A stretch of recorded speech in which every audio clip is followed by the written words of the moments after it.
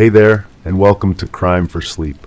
I know you're having trouble falling asleep, so let me keep you company with true crime stories from around the world. Before we dive in, I'm curious, where did you first hear this one? If you enjoy these stories, don't forget to like, comment, and subscribe. Now get comfortable, and let's get into tonight's case. Crime 1, they began renovations expecting mold and dust. But when they opened the living room walls, shoes poured out, pairs of all sizes, old and worn, stuffed tightly between the beams. Every sole had something carved into it. Most were initials. A few were full names. None of them matched the family. The Halston family had purchased the modest colonial-style home on Wicker Street in June of 2018. The neighborhood of Oakwood Heights in northern Vermont had always been considered quaint, safe, and unremarkable. The four-bedroom house built in 1963 needed updates but had good bones, as their realtor, Pamela Decker, had assured them. Daniel and Elise Halston, with their two young children, had moved from Boston seeking the slower pace of small-town life. The previous owner, Gerald Winthrop, an elderly widower, had lived there for nearly 40 years before moving to a retirement facility in Florida. The house had sold quickly below market value, which the Halstons viewed as fortuitous timing. The inspection had revealed only standard issues: outdated electrical wiring, minor water damage in the basement, the usual settling cracks in the plaster. Nothing that would suggest what they would find 11 months later. Daniel Halston was an architect by profession, which made the discovery all the more unsettling to him. Houses have stories, he would later tell Detective Marion Holloway, but they don't typically hide secrets in their walls, at least not like this. The renovation began in May 2019, nearly a year after they had moved in. Daniel had wanted to open up the living room by removing a non-load-bearing wall that divided it from the dining area. They hired a local contractor, Jeff Briggs, who arrived with his assistant on a Tuesday morning. The work began normally enough, with plastic sheeting laid down and the furniture moved to the center of the room. Briggs made the first cut into the drywall around 10:30 a.m. I remember hearing him say, "What the hell?" Elise would later recall. There was this pause, and then I heard something falling, like a cascade of objects hitting the floor. What had fallen was the first of what would ultimately be catalogued as 57 shoes. Men's shoes, women's shoes, children's shoes. They had been meticulously arranged between the wall studs, packed tightly, all with their soles facing outward toward the living room. Each had been modified with careful, deliberate carvings. Jeff Briggs had immediately stopped work and called the Halstons. "In 30 years of construction, I've found some strange things in walls," he would later tell the local newspaper. "Dead animals, old bottles, even a time capsule once, but never anything like this." The Halstons' first instinct was confusion rather than fear. Daniel took photographs of the shoes as they lay scattered across the dropped cloths. The oldest appeared to date from the 1960s, while the newest styles seemed to be from the mid-1990s. They were worn but not ragged, as if they had been carefully selected at the point of being replaced by their owners. On the sole of each shoe was a carving, crude but legible. Most contained initials: AM, BTK, CP, DLS. A few had full names: Sarah, Tomas, Rebecca W. One shoe, a child Saddle, Oxford, had both a name and a date: Emily, 1973. Elise called the police around noon. Officer Paul Kramer arrived 30 minutes later, expecting to dismiss what he assumed was an overreaction to finding old trash in the walls. His incident report, however, noted his immediate concern upon seeing the collection. "The items appear to have been deliberately placed and modified," he wrote. "The systematic nature of the collection suggests purpose rather than disposal." Detective Marion Holloway was assigned to investigate by that evening. At 57, Holloway had been with the Oakwood Heights Police Department for 28 years. She had handled everything from petty theft to the occasional murder, but nothing that matched the peculiar nature of this discovery. My first thought was that we were dealing with a collector, someone with an unusual fixation, Holloway would later explain. But collectors display their collections. They don't hide them inside walls. Holloway's investigation began with the previous owner, Gerald Winthrop. Records showed he had purchased the house in 1979 from its original owners, the Perkins family, who had built it in 1963. Winthrop was still alive, residing at the Palm Shores retirement community in Naples, Florida. When reached by phone, the 86-year-old Winthrop expressed confusion and alarm. "I never opened those walls," he insisted. "Never had any reason to. The house was fine when I bought it, just needed some paint and new carpet." Holloway arranged for a local detective in Florida to interview Winthrop in person. The elderly man's reaction was deemed genuine. He had lived alone after his wife's death in 1992, working as an accountant until his retirement in 2007. Neighbors described him as quiet, private, and unremarkable. There was nothing to suggest he had any connection to the shoes. The investigation turned next to the original owners. The Perkins family had consisted of Harold and Diane Perkins and their 3 children. Harold had worked as a high school physics teacher, while Diane had been a nurse at the local hospital. They had sold the house when Harold took a teaching position at a private school in New Hampshire. Holloway located Thomas Perkins, the eldest son, now 67 and living in Burlington. His recollection of the house was largely positive, though he noted that his father had been particular about the home's maintenance. "Dad did a lot of work on that house himself," Thomas recalled. "He was always tinkering with something, but I never saw him do anything strange with shoes. That would have been, well, we would have noticed something like that." The shoes themselves provided the next focus for the investigation. The county crime lab documented each one meticulously, photographing, measuring, and attempting to date them. DNA testing was limited by age and contamination, but was attempted on several samples. The carvings were analyzed for handwriting patterns. 3 weeks into the investigation, Detective Holloway received the first substantive lead. A local historian, Darlene Meeks, contacted the police department after reading about the case in the newspaper. Meeks had been researching disappearances in northern Vermont for a book she was writing. Between 1965 and 1997, 17 people were reported missing within a 30-mile radius of Oakwood Heights, Meeks explained to Holloway. Most were dismissed as runaways or voluntary disappearances, but I've always thought the number was unusually high for such a rural area. Holloway obtained the case files for these disappearances. The names didn't immediately connect to the initials carved in the shoes, but the time frame aligned with the apparent age of the footwear. Of particular interest was the case of Emily Dunn, a 9-year-old who had vanished while walking home from a friend's house in July 1973, the same name and date carved into the child's saddle Oxford.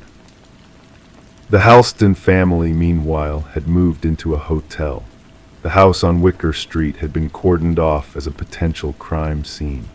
The walls in the rest of the house were systematically opened, revealing no additional shoes, but uncovering something perhaps more disturbing.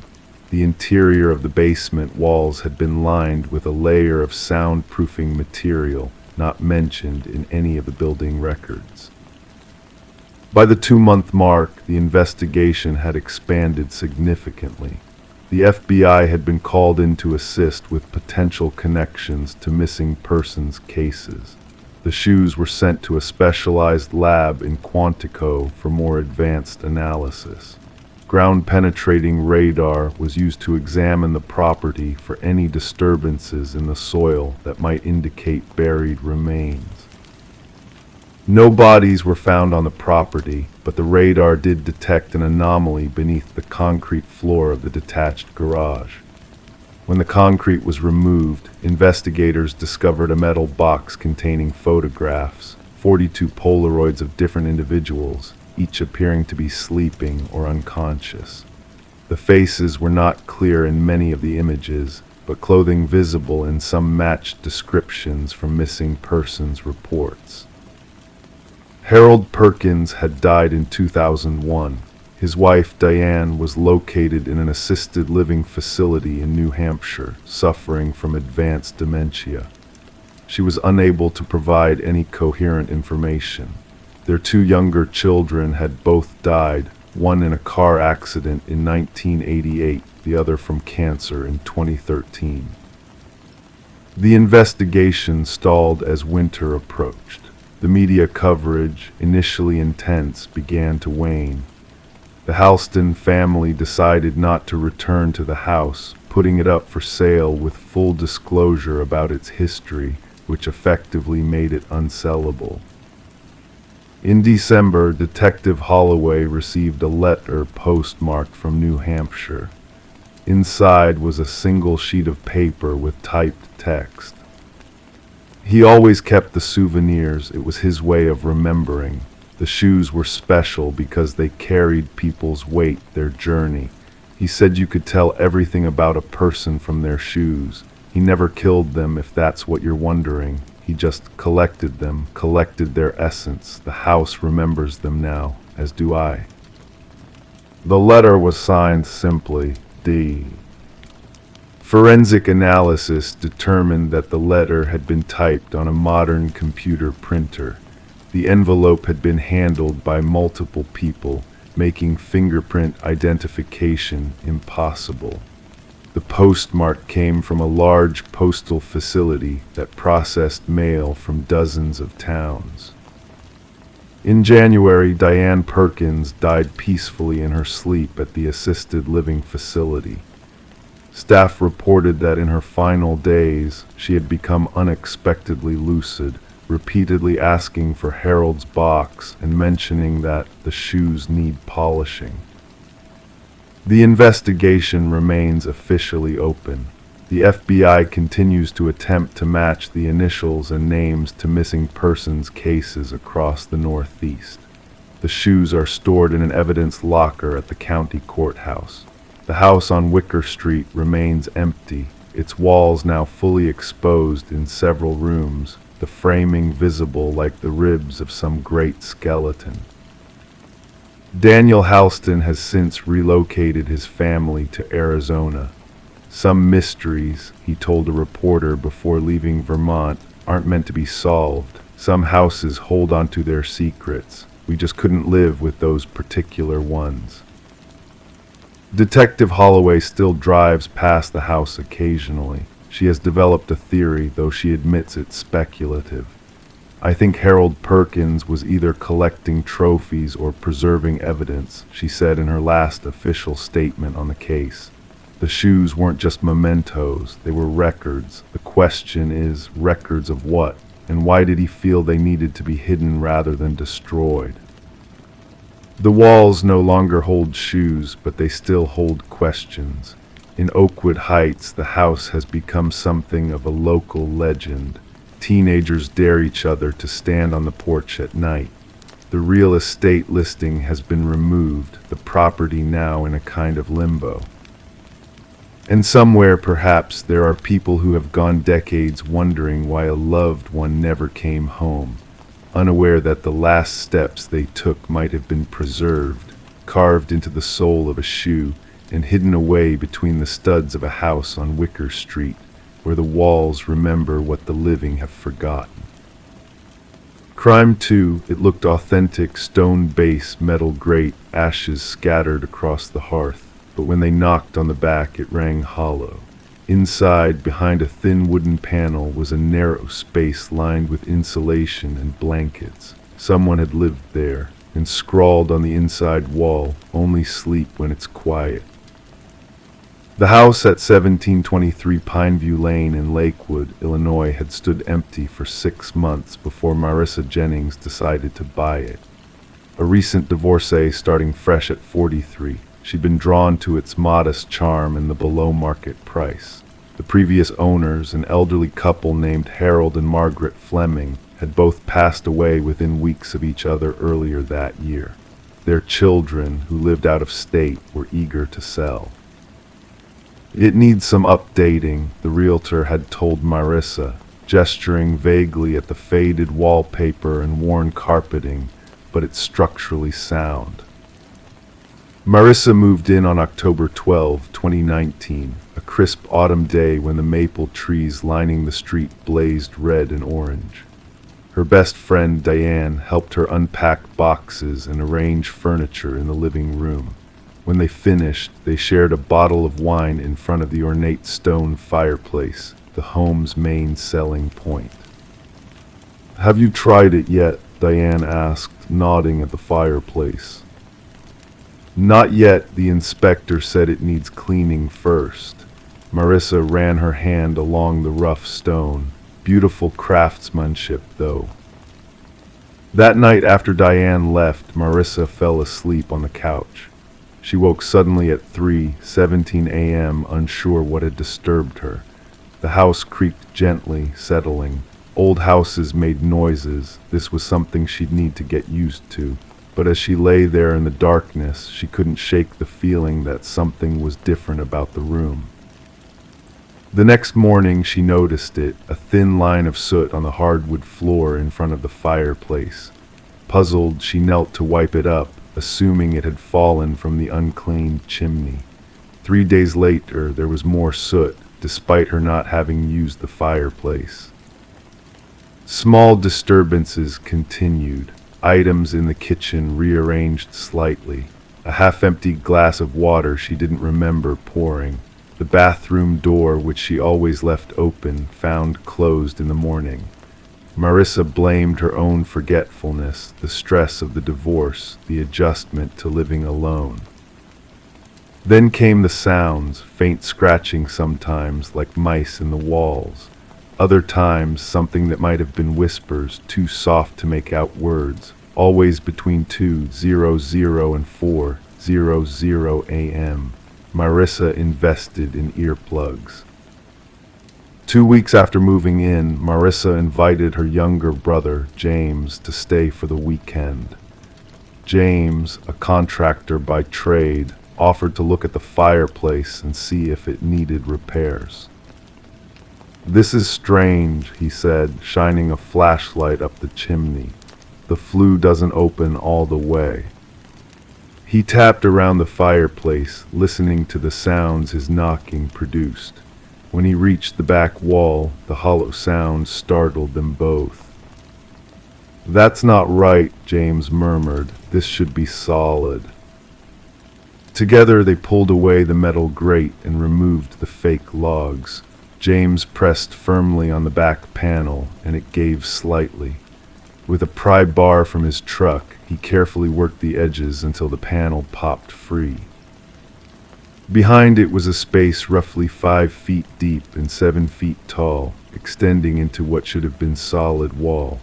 It had been carefully lined with foam insulation, and several tattered blankets lay crumpled on the floor. A plastic bucket sat in one corner. A small shelf held granola bars, bottled water, and a flashlight. But what made Marissa's blood run cold were the words scratched into the wooden frame, "Only sleep when it's quiet." They called the police immediately. Detective Sarah Rowlands arrived within the hour, her face grave as she examined the hidden room. "Someone lived in here," she stated, carefully bagging the items as evidence. "And based on the dust patterns, I'd say it wasn't that long ago." The investigation revealed more disturbing details. The hidden room had been constructed sometime in the last 3 years, according to building records. Harold Fleming, the previous owner, had hired contractors for minor renovations, but had supervised the work himself. Most troubling were the small holes drilled through the back panel, perfectly positioned to allow whoever hid inside to watch the living room undetected. Detective Rowlands interviewed Margaret and Harold's adult children, who expressed shock at the discovery. "Dad was always tinkering with the house," their son explained, "but this doesn't make sense." Further investigation of the Flemings' finances revealed that Harold had withdrawn large sums of cash in the months before his death, over $30,000 in total. There was no record of how the money had been spent. The mystery deepened when police searched county records and discovered 3 similar cases within a 50-mile radius over the past decade. Hidden rooms found in homes, all after the elderly owners had died or moved to care facilities. In each case, there were signs of recent occupation by an unknown person. A breakthrough came when Detective Rowlands re-interviewed the home healthcare worker who had attended to Margaret Fleming in her final months. The worker recalled something odd. Mrs. Fleming sometimes talked about the quiet man who helped around the house. I assumed she meant her husband or maybe a handyman, but Mr. Fleming always looked confused when she mentioned it. Police now theorized that someone, possibly a drifter or person experiencing homelessness, had somehow convinced Harold Fleming to build the hidden room, perhaps through manipulation or threats. This person had likely lived there for months, emerging when the elderly couple was asleep or out of the house. Fingerprints collected from the space behind the fireplace yielded no matches in any database. The granola bar wrappers were a common brand sold in thousands of stores. The blankets contained DNA from multiple people, suggesting they might have been taken from a shelter or donation center. For Marissa, the discovery changed everything. She couldn't stay in the house knowing someone had watched her through those tiny holes. She listed the property for sale just 1 month after moving in, disclosing the disturbing find to potential buyers. Before she moved out, Detective Rowlands installed cameras throughout the house and in the yard, hoping the person might return.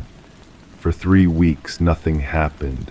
Then, on the night before Marissa's scheduled move, a motion sensor was triggered in the backyard at 2:34 a.m.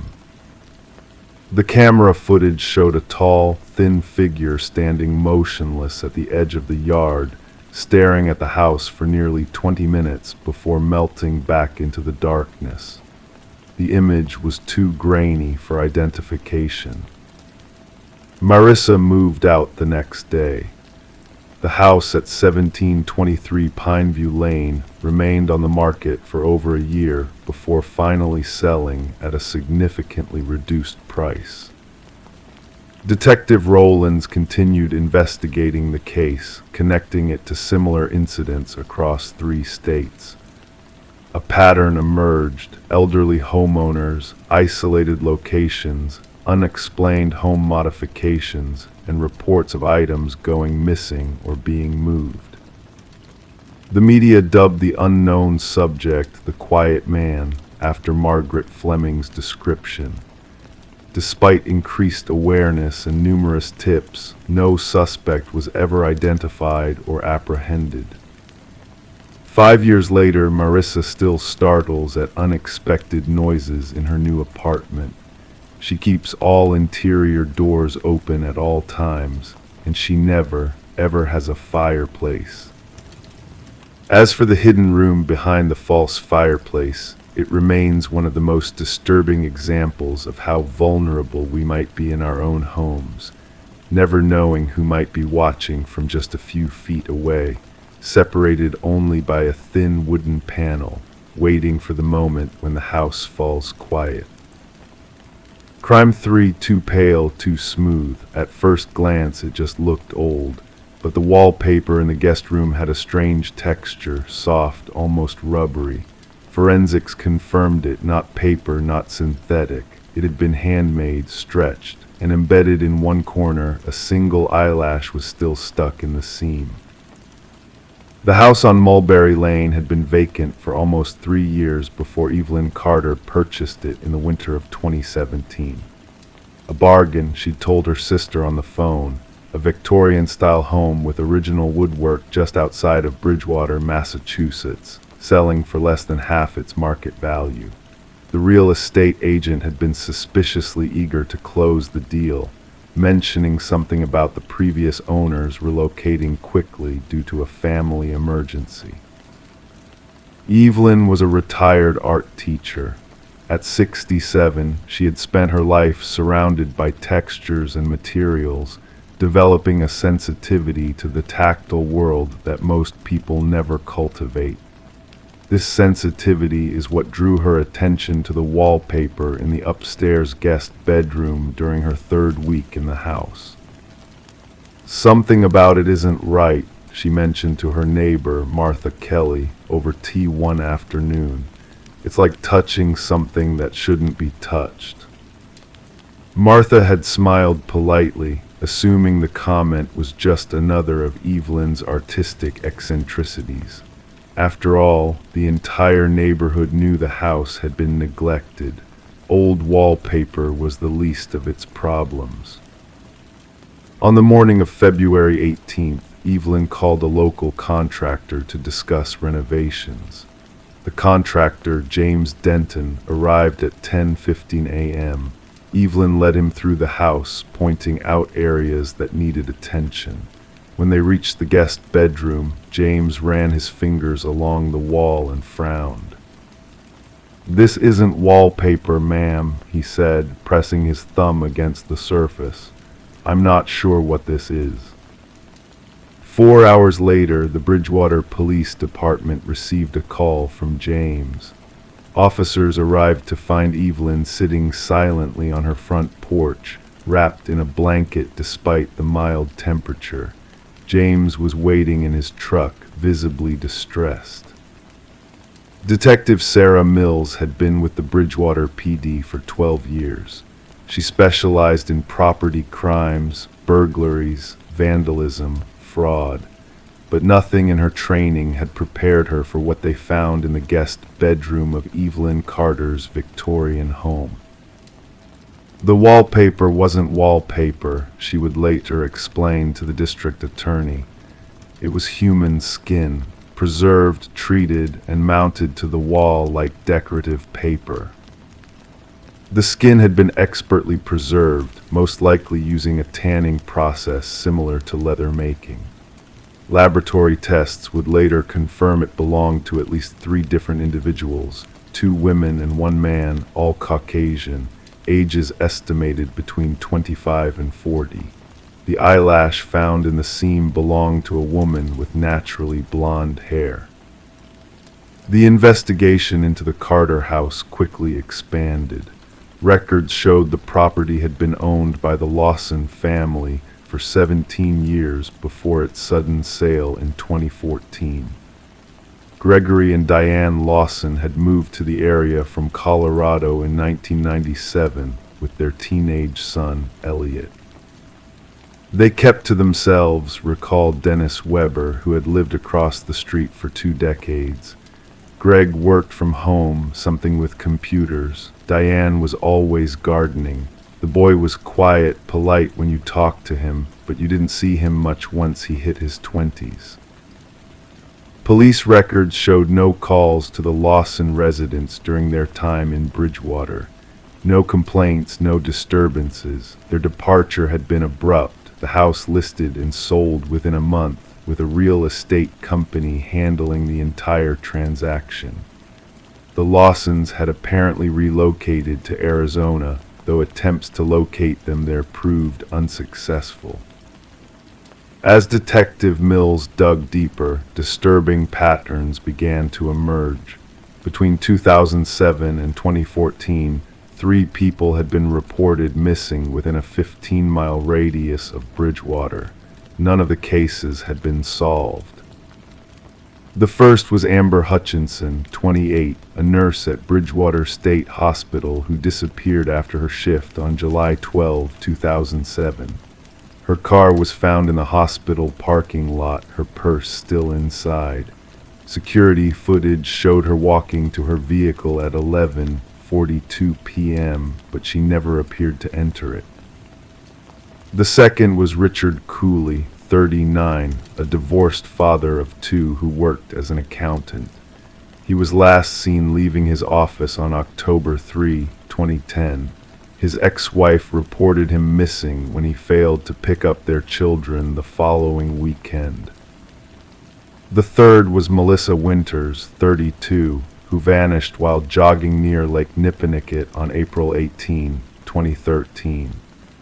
Her running shoes were found neatly placed on the shore, but extensive searches of the lake and surrounding woods yielded nothing. DNA samples from the skin in Evelyn's guest room were compared to genetic material from the missing persons cases. By March 2018, the results confirmed what investigators had feared. The wallpaper contained skin from all 3 missing individuals. The focus shifted to finding the Lawson family, particularly Elliot, who would have been in his early 30s during the disappearances. Records indicated he had studied chemistry at Massachusetts Institute of Technology, but dropped out during his junior year. Former classmates described him as brilliant but socially awkward, with a particular interest in preservation techniques. He was obsessed with Egyptian mummification, said a former roommate who wished to remain anonymous. He talked about how the ancient methods could be improved with modern science. It was weird, but lots of people are into weird stuff in college. A nationwide search for the Lawsons revealed that Gregory had died of pancreatic cancer in 2015 in a hospice facility in Phoenix. Diane had moved into an assisted living facility shortly after, suffering from early-onset dementia. Elliot had visited her regularly until December 2017, when he stopped coming. The facility staff had no forwarding address. Detective Mills spent hours interviewing Diane Lawson, but her condition made it difficult to extract coherent information. During one session, however, Diane became agitated when shown a picture of the guest bedroom in her former home.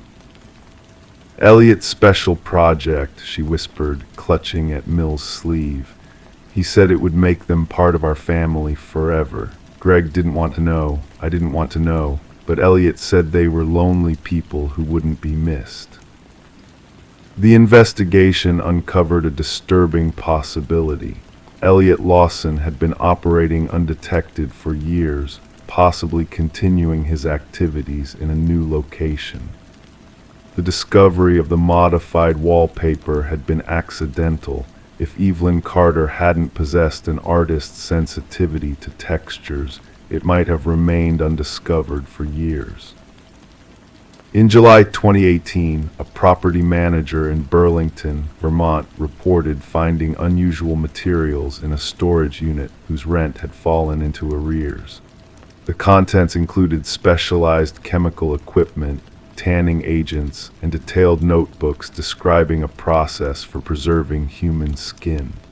The unit had been rented under the name Ellis Lawrence. Surveillance footage from the storage facility matched photos of Elliot Lawson. A search of nearby rental properties led police to a small cabin outside Burlington, rented by the same alias. The cabin was empty when police arrived, but evidence suggested someone had left in a hurry, food still on the table, clothes in the dryer. In the basement, investigators found a workspace similar to what they imagined must have existed in the Bridgewater house. Stainless steel tables, drainage systems, ventilation equipment, and specialized tools. The space was immaculately clean, but luminol testing revealed traces of blood that had been meticulously cleaned from the surfaces. To date, Elliot Lawson or Ellis Lawrence has not been found. The FBI has added him to their most wanted list, with alerts at border crossings and international airports. Periodically, reports surface of someone matching his description, but nothing has been confirmed. Evelyn Carter never returned to the house on Mulberry Lane. The property was seized as evidence and remains under government control, a silent monument to unimaginable horror behind its Victorian facade. Occasionally, someone leaves flowers at the mailbox, small bouquets for Amber, Richard, and Melissa, whose final resting place was as macabre as it was unique. Their families have found some closure, but not peace. And somewhere, perhaps even now, Elliot Lawson might be admiring the texture of someone's skin, envisioning how it would look stretched across a wall, too pale, too smooth, but perfect for his collection. The most disturbing thought, the one that keeps Detective Mills awake at night, is how many other houses might contain similar decorations, undetected and undisturbed. How many missing persons reports might really be cases of people who have, in the most literal sense, become part of someone else's home. The worst criminals aren't always the violent ones, Mills told a colleague. Sometimes they're the patient ones, the ones who turn horror into something so ordinary that you live with it, sleep near it, and never know it's there until you touch it and realize too late what it really is. Crime 4, during a routine bed-bug inspection, the exterminator spotted something embedded in the wood, a molar, cracked and yellowed. When the frame was taken apart, they found more. 16 teeth, all human, all forced deep into the grain. The bed belonged to a man who lived alone and claimed to sleep just fine. Samuel Weiss had been living in the modest one-bedroom apartment on Mulberry Avenue for just over 7 years. To his neighbors, he was the quiet man in 3B who nodded politely in the hallway but rarely engaged in conversation. He worked nights as a security guard at the local hospital, which explained his odd hours and the perpetually drawn curtains. Some neighbors found him peculiar, but in the bustling apartment complex of Riverdale Heights in northern Michigan, most people kept to themselves anyway. Sam was 43, never married, with no children. He maintained sporadic contact with a sister in Minneapolis, but otherwise seemed content with his solitude. His apartment was sparsely decorated. A television, a small dining table, and a collection of psychology books were the only notable possessions in his living room. But the bedroom contained his prized possession, an antique oak bed frame that he'd purchased from an estate sale in Traverse City back in 2019. The bed frame was ornate for such a simple living space, curving headboard, hand-carved posts, and dark, rich wood that seemed to absorb rather than reflect light. Sam had often mentioned to the building's superintendent that he slept better on that bed than he had anywhere else in his life. It was only when complaints about a bed-bug infestation in the building became widespread that Sam's sanctuary was disturbed. Building management hired Precision Pest Control to inspect every unit. Jason Larkin, the exterminator who arrived at apartment 3B that Wednesday morning in April, had been in the business for 15 years. He'd seen all manner of infestations, hoarder situations, and strange living arrangements. But nothing in his experience had prepared him for what he would discover in Sam Weiss's bedroom. Sam reluctantly let Jason in after his third knock, apologizing for the delay and explaining that he'd been asleep after his night shift. He followed Jason through the apartment, hovering nervously as the exterminator conducted his inspection. "I really don't think I have bed bugs," Sam insisted, standing in the doorway of his bedroom. I've never had bites or seen any signs." Jason merely nodded, having heard similar denials dozens of times before. He checked the usual hiding spots, mattress seams, behind headboards, under nightstands. The apartment was unusually clean, which made his job easier.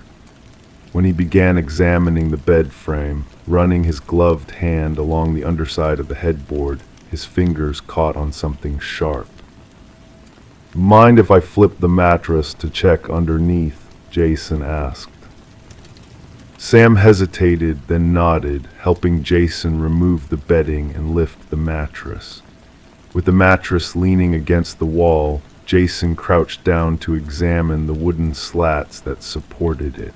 That's when his flashlight beam caught something embedded in the wood, something that didn't belong. "What is that?" he muttered, leaning closer.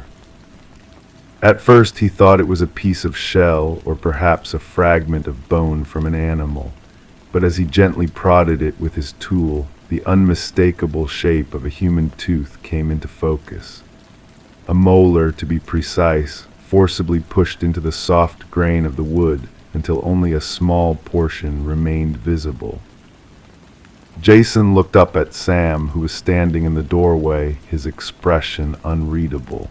"Sir, there's something unusual here." Sam didn't respond. He simply watched as Jason continued his examination, discovering a second tooth, then a third, all pressed into different parts of the bed frame.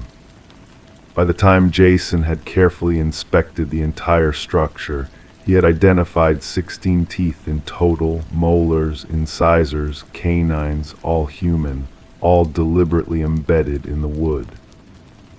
"Mr. Weiss, I'm going to have to report this to the authorities," Jason said quietly, reaching for his phone with trembling hands. Sam's face remained passive. "They're just teeth," he said softly. "I sleep better with them there." Within an hour, Detective Elaine Mercer of the Riverdale Heights Police Department arrived with a forensic team. The small apartment was soon crowded with officers, technicians, and evidence markers. Sam sat calmly at his dining table as Detective Mercer questioned him, his answers direct but strangely devoid of emotion. "Where did you get the teeth, Mr. Weiss?" Mercer asked, her voice steady despite her unease. "They came with the bed," Sam replied. "I didn't put them there." "You bought the bed with human teeth already embedded in it." Mercer's skepticism was evident. "Yes, from an estate sale. The previous owner had died. His children were selling everything." "And you didn't think to mention this unusual feature to anyone, or remove them?" Sam's eyebrows furrowed slightly, as if genuinely confused by the question. "Why would I? They help me sleep." As the forensic team carefully extracted each tooth from the wood for analysis, Detective Mercer began researching the provenance of the bed frame. Sam provided the details of the estate sale, the name of the deceased, Gerald Hoffman, and the approximate date of purchase. While one team worked on identifying the teeth through dental records, another began investigating Gerald Hoffman. The preliminary findings were unsettling. Gerald Hoffman had been a retired dentist who died of natural causes at the age of 79. His children, now located in Chicago and Seattle, confirmed selling their father's belongings after his death, but expressed shock and horror at the discovery of teeth in the bed frame. They insisted their father had been a respected professional, beloved in the community of Traverse City, where he had practiced for over 40 years. Back at the lab, forensic odontologist Dr. Rachel Chen made a disturbing discovery as she examined the teeth. These weren't extracted in a clinical setting, she explained to Detective Mercer. The roots show signs of forcible removal. These teeth were pulled from living people without proper tools or anesthesia. Meanwhile, officers searching Sam's apartment found a journal hidden in a hollow book on his shelf. The entries, dating back 3 years, detailed Sam's increasingly vivid dreams he claimed came to him through the bed. "When I sleep, they speak to me," one entry read. 16 voices, 16 stories, they were his patients. He took more than just their teeth. He took their pain, their fear, their last moments. And now they share it all with me night after night. I don't mind. Their stories deserve to be heard. Detective Mercer expanded the investigation to include Gerald Hoffman's former dental practice. Old patient records were subpoenaed, and investigators began the painstaking process of cross-referencing the extracted teeth with dental records of patients who had visited Hoffman's practice over his 4 decades of work. The first match came 3 weeks into the investigation, a premolar belonging to Patricia Lawson, who had been reported missing in 1985 after a dental appointment. Her case had gone cold decades ago. By the end of the month, they had identified 14 of the 16 teeth, all belonging to individuals who had disappeared between 1974 and 2003, all of whom had appointments with Dr. Hoffman shortly before vanishing.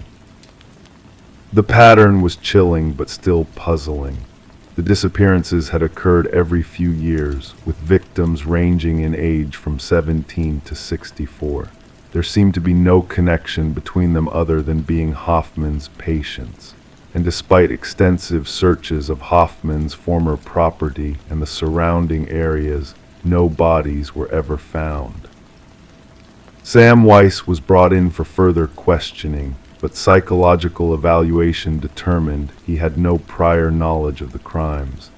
His only connection to the case was his purchase of the bed and his strange affinity for it. The journal entries suggested he had experienced vivid dreams about the victims, but there was no evidence he had participated in or known about the actual crimes. "I think they wanted to be found," Sam told Detective Mercer during their final interview. "That's why they spoke to me in my dreams. They told me their names, what happened to them, how he would administer extra anesthetic during routine procedures, how they would wake up somewhere dark, how the last thing they remembered was his voice telling them to open wider."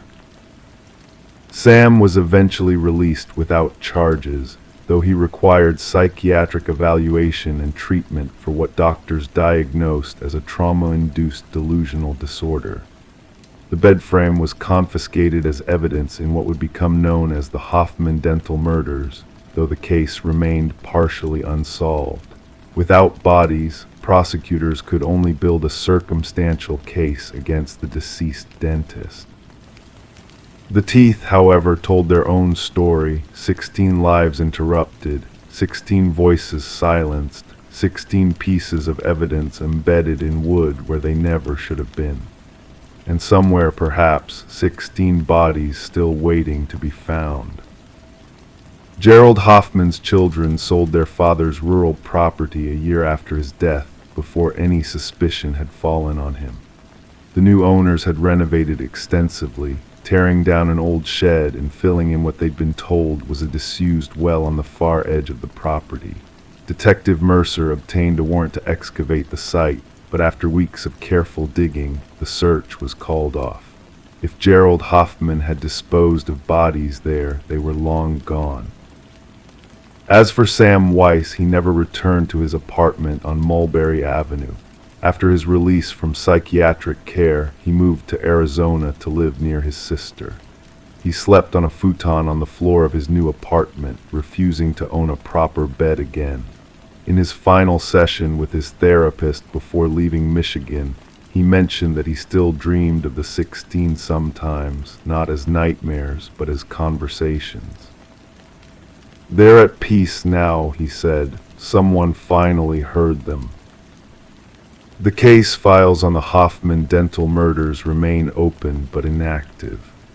Every few years, a new detective might dust them off, review the evidence, and perhaps follow up on a lead. But the teeth themselves, those 16 grim artifacts, rest in an evidence locker in the basement of the Riverdale Heights Police Department, still the only physical proof of crimes committed by a man who took his darkest secrets to the grave, all except for the trophies he couldn't bear to part with, pressed into the wood where he laid his head to sleep each night. And sometimes, late at night, the officer on duty swears they can hear something from the evidence room, not quite voices, but not quite silence either. Just the faint sound of something trying still to be heard. Crime 5, just a plain door in the back of the garage, no handle, no lock. But every night the dog would sit in front of it and bark until sunrise.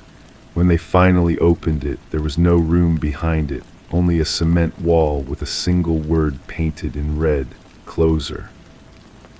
In the quiet suburb of Pine Hollow, Pennsylvania, the Davis family lived what many would call the quintessential American life. Thomas Davis, a 42-year-old accountant, his wife Elaine, a part-time librarian, and their 2 children, Marcus and Lily, ages 14 and 9. Their colonial-style home on Sycamore Lane had the best yard on the block. Thomas made sure of that. Every Saturday morning, rain or shine, he would be out there, tending to his lawn with meticulous care, while Elaine planted seasonal flowers along the stone pathway. The neighbors described them as private but friendly, the kind of family who would wave from their driveway but rarely attend block parties. The children were well behaved, did well in school, and were involved in community activities, soccer for Marcus and ballet for Lily. Thomas coached his son's team on weekends, and Elaine volunteered at the library reading corner every other Thursday evening. Their golden retriever, Cooper, had been a gift to the children 3 years ago on Christmas morning of 2021. A gentle, obedient dog who rarely barked, which is why his behavior beginning in late October of 2023 was so perplexing. It started on a Tuesday night. The family had just finished dinner when Cooper began scratching at the door that led to the garage. Thomas let him out, assuming the dog needed to go to the bathroom.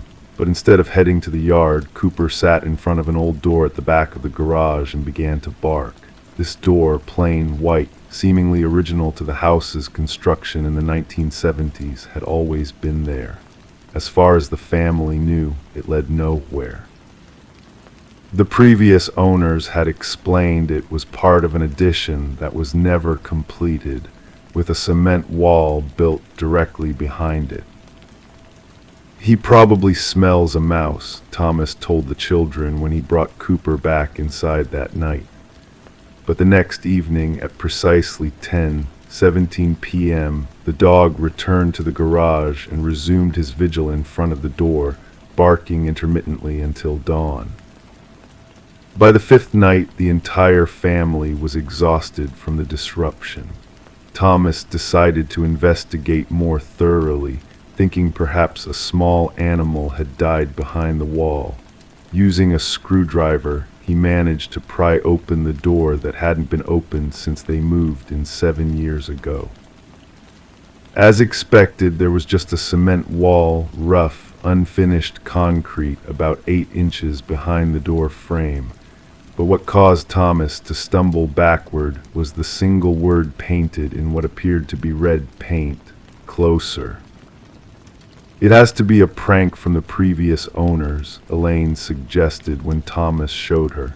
Maybe they were trying to scare the next family, or it was some inside joke. Thomas nodded, but something about the freshness of the paint troubled him. It didn't look decades old.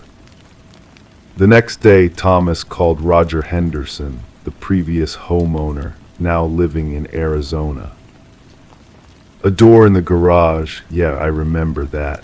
The original owners were going to connect another room but ran out of money, so they just sealed it off. We never opened it, didn't even have a key for it. What did you find?" When Thomas described the word on the wall, there was a long pause on the line. "That wasn't there when we left. Roger finally said. "We had an inspection before we sold the house. No writing on that wall, I'm sure of it." Thomas thanked him and hung up, feeling a chill despite the warm October day. That evening, he used a hammer to break a small hole in the cement wall. It was only about 4 inches thick. Beyond it was darkness. The police arrived at the Davis home on November 3, 2023, after receiving a call from Elaine. Thomas had been missing for 36 hours. According to her statement, he had become increasingly obsessed with the door and whatever lay beyond the cement wall. The night before his disappearance, she had woken to find his side of the bed empty. From their bedroom window, she could see light in the garage. "He was enlarging the hole," she told Detective Sarah Mercer. "I told him to come back to bed, that we could call a contractor in the morning. He said he just wanted to see what was back there. He had this look in his eyes, like he wasn't really listening." The next morning, Thomas left for work as usual, kissing Elaine goodbye and reminding Marcus to bring his science project to school. But he never arrived at his office. His car was found that evening in the parking lot of Riverside Park, 3 miles from their home. His wallet, keys, and phone were still in the vehicle. A search of the Davis garage revealed that the hole in the cement wall had been enlarged significantly, now big enough for a person to crawl through. Detective Mercer shone her flashlight through the opening and discovered what appeared to be a narrow crawl space extending about 10 feet before turning sharply to the right. "The house plans don't show any space like this," Mercer noted, reviewing the original blueprints obtained from the county records office. "According to these, there should just be soil behind that wall." A forensic team was called in to investigate the crawl space. What they found defied explanation. The narrow passage extended for approximately 20 feet before opening into a small room about 6 feet square. The room contained a single folding chair, a battery-powered lantern, and dozens of Polaroid photographs pinned to the walls. The photographs showed the Davis family, Thomas, Elaine, Marcus, and Lily in their daily routines. Thomas mowing the lawn, Elaine reading in the backyard, the children waiting for the school bus, all taken from angles suggesting the photographer was observing from a distance, unnoticed. Most disturbing were the photos of the family sleeping in their beds, clearly taken from inside their bedrooms while they were unaware. The timestamps on the back of these photos go back 3 years, Detective Mercer reported. The most recent one is dated just 2 weeks ago. On the floor of the small room was a journal. The handwriting matched samples of Thomas's from his office. The entries began normally enough, describing his growing curiosity about the door, but as the journal progressed, the writing became increasingly erratic and paranoid. October 30, 2023, I hear whispering coming from behind the wall sometimes. Elaine thinks I'm imagining things. Maybe I am. Cooper knows something isn't right. November 1, 2023, made a small hole tonight. There's a space back there. I can feel cold air coming through. Something is calling me to look further. November 2, 2023, the photographs weren't taken by someone watching us. They were taken by me. I just don't remember taking them.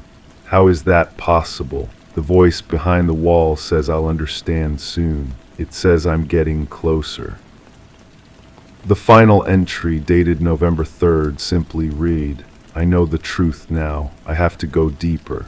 If I don't come back, tell Elaine and the kids I'm sorry. A thorough search of the surrounding area with cadaver dogs yielded no sign of Thomas. Ground-penetrating radar showed no anomalies under the house or garage. Thomas Davis had vanished without a trace.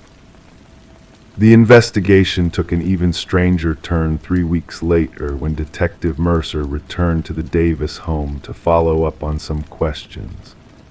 Elaine led her to the garage to show her something disturbing. The cement wall behind the door had completely reformed, with no sign of the hole Thomas had made. And now, painted in the same red substance as before, was a new message: "He's with us now." Forensic analysis of the red substance revealed it to be common house paint mixed with human blood, blood that matched Thomas Davis's type, though DNA testing was inconclusive due to degradation of the sample. The case attracted attention from paranormal investigators and conspiracy theorists alike, though Detective Mercer maintained a strictly evidence-based approach. "We're dealing with a missing person, possibly a homicide, not a ghost story," she told reporters firmly. 6 months later, with no new leads and no sign of Thomas Davis, the active investigation was scaled back. Elaine and the children eventually moved out of the house, unable to cope with the memories and the continuing mystery of the garage door. The new owners, the Blackwood family, were informed of the history of the property before purchasing it at a significantly reduced price. They immediately renovated the garage, removing the mysterious door and reinforcing the wall behind it with steel and concrete. For a time, all seemed well, until their dog, a black Labrador named Shadow, began sitting in front of the new wall every night at precisely 10:17 p.m., barking until sunrise. In a peculiar development, Marcus Davis, now 15, claimed to have received text messages from his father's number, a phone that had been sitting in a police evidence locker for months. The messages contained only one word, repeated over and over: "closer." Detective Mercer, who had kept in touch with the family, examined the phone in the evidence locker. It remained powered off, with no battery, yet the call logs showed outgoing messages sent to Marcus's number at 10:17 p.m. every night for the past week.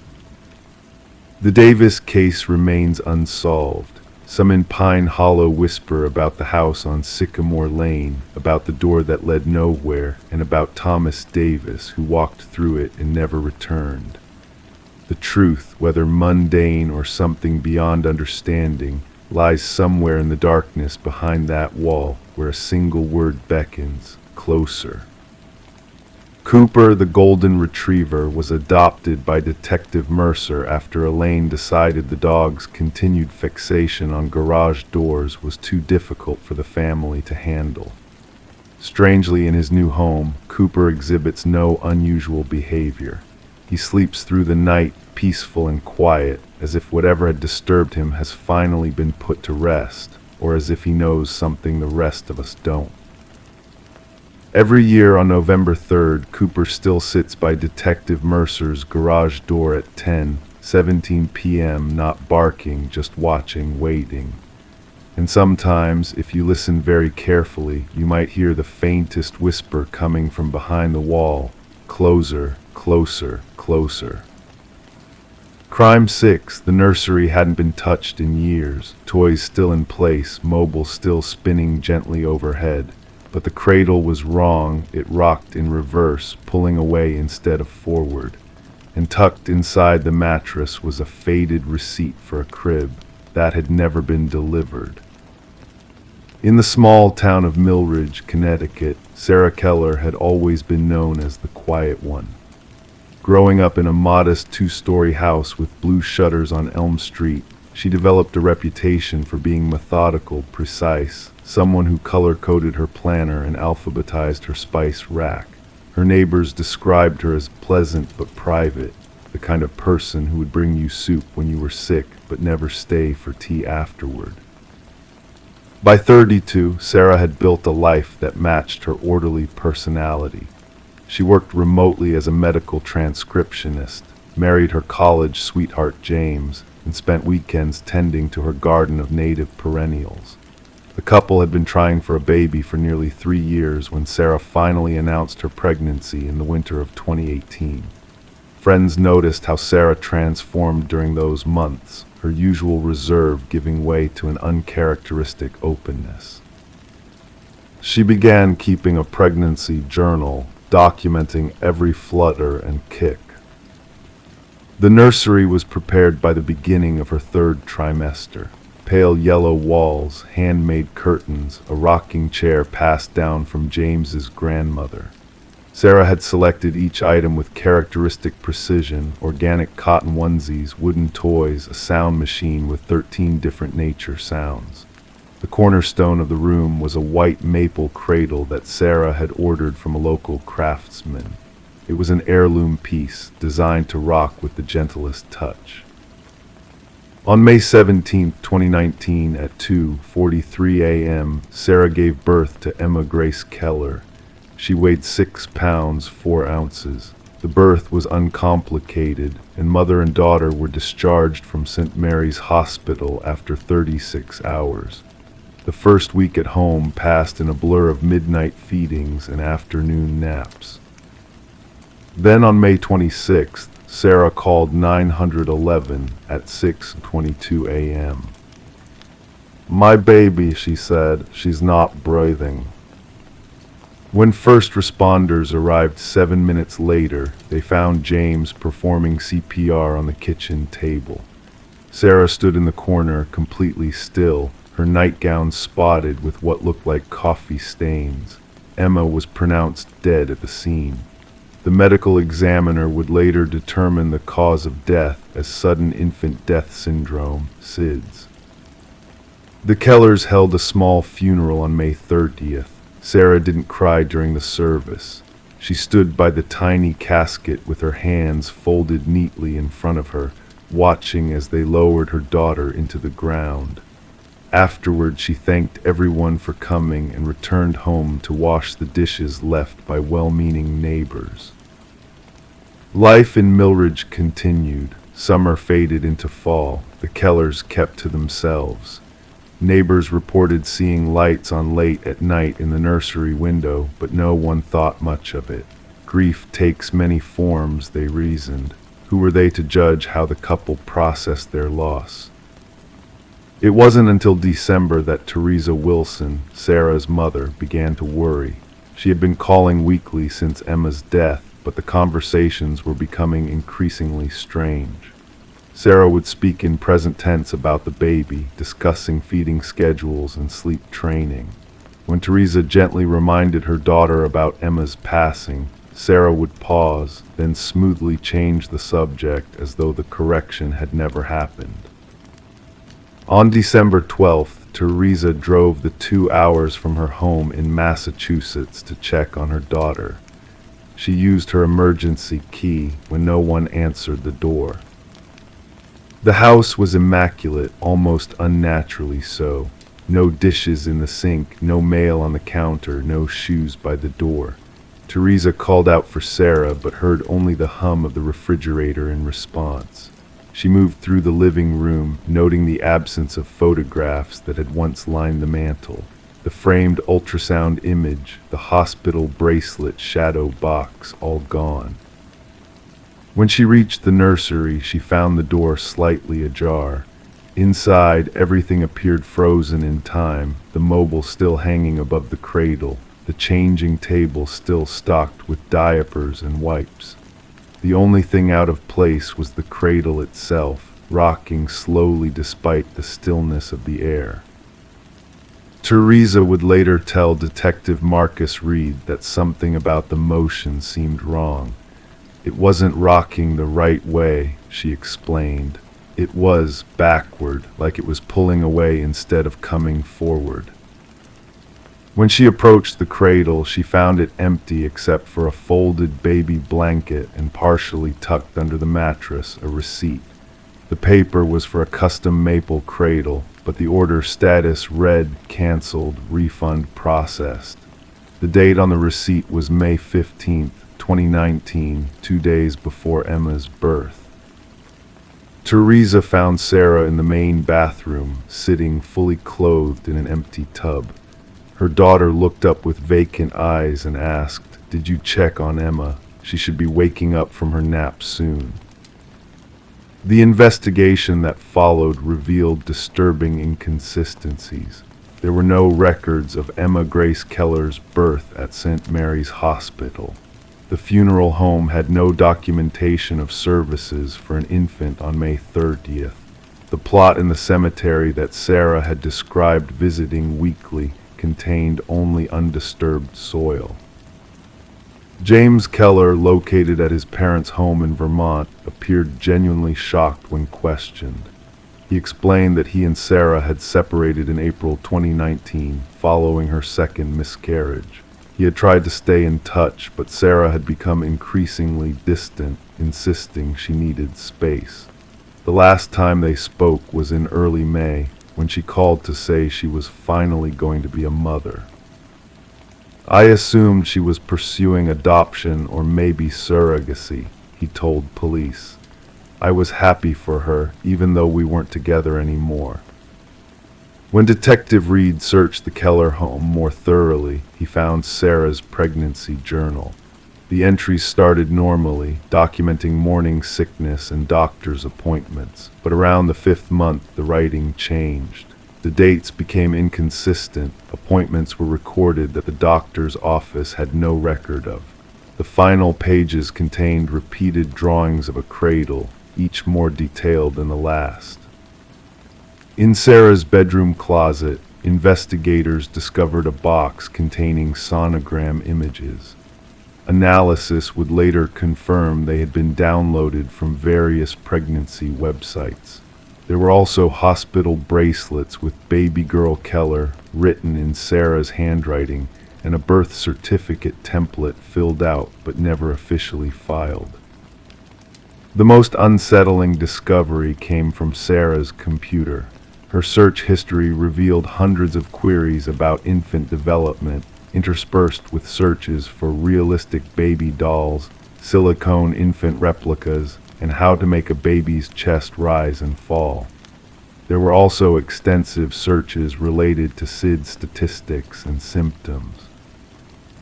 Yet no doll or replica was ever found in the home.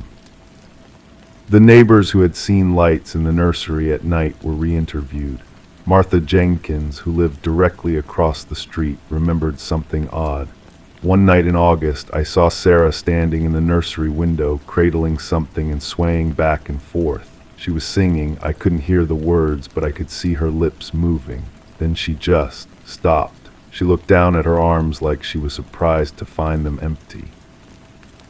Dr. Lena Patel, the psychiatrist assigned to evaluate Sarah, diagnosed her with pseudocyesis, a rare condition where a woman experiences all the symptoms of pregnancy despite not being pregnant, complicated by severe delusional disorder.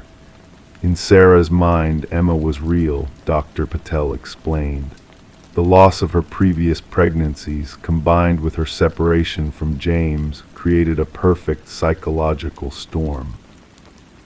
But this didn't explain everything. The 911 call was real. First responders confirmed they had found James performing CPR, though none could clearly recall seeing the infant. The coffee stains on Sarah's nightgown tested positive for human blood, though the type didn't match Sarah's. When confronted with the evidence, Sarah maintained her story with unwavering certainty. "Emma was real," she insisted. "She had my eyes and James's chin. She liked to be swaddled tight with one arm free. She made little hiccuping sounds after feeding." The case took another turn when investigators learned that on May 16th, the day before Sarah claimed to have given birth, a 5-week-old infant named Emily Grant had disappeared from her bassinet in a town 20 miles from Millridge. The baby was never found. Though there was no direct evidence linking Sarah to the disappearance, the timing raised questions that couldn't be ignored. Sarah Keller was eventually committed to Lakeside Psychiatric Hospital for treatment. She never acknowledged the absence of evidence supporting Emma's existence. Every week, she folded a new origami crane and asked the staff to place it on her daughter's grave, a grave that existed only in her mind. The cradle remained in the nursery, untouched, continuing its backward rocking motion even after the house was emptied and put up for sale. The real estate agent reported having to prop a book against it to make it stop. Each time she returned for a showing, the book would be on the floor and the cradle would be rocking again, pulling away, never forward. As for what really happened on the morning of May 26, 2019, what prompted Sarah's desperate call to 911, who James was really performing CPR on, and where the blood on Sarah's nightgown came from, these questions remain unanswered.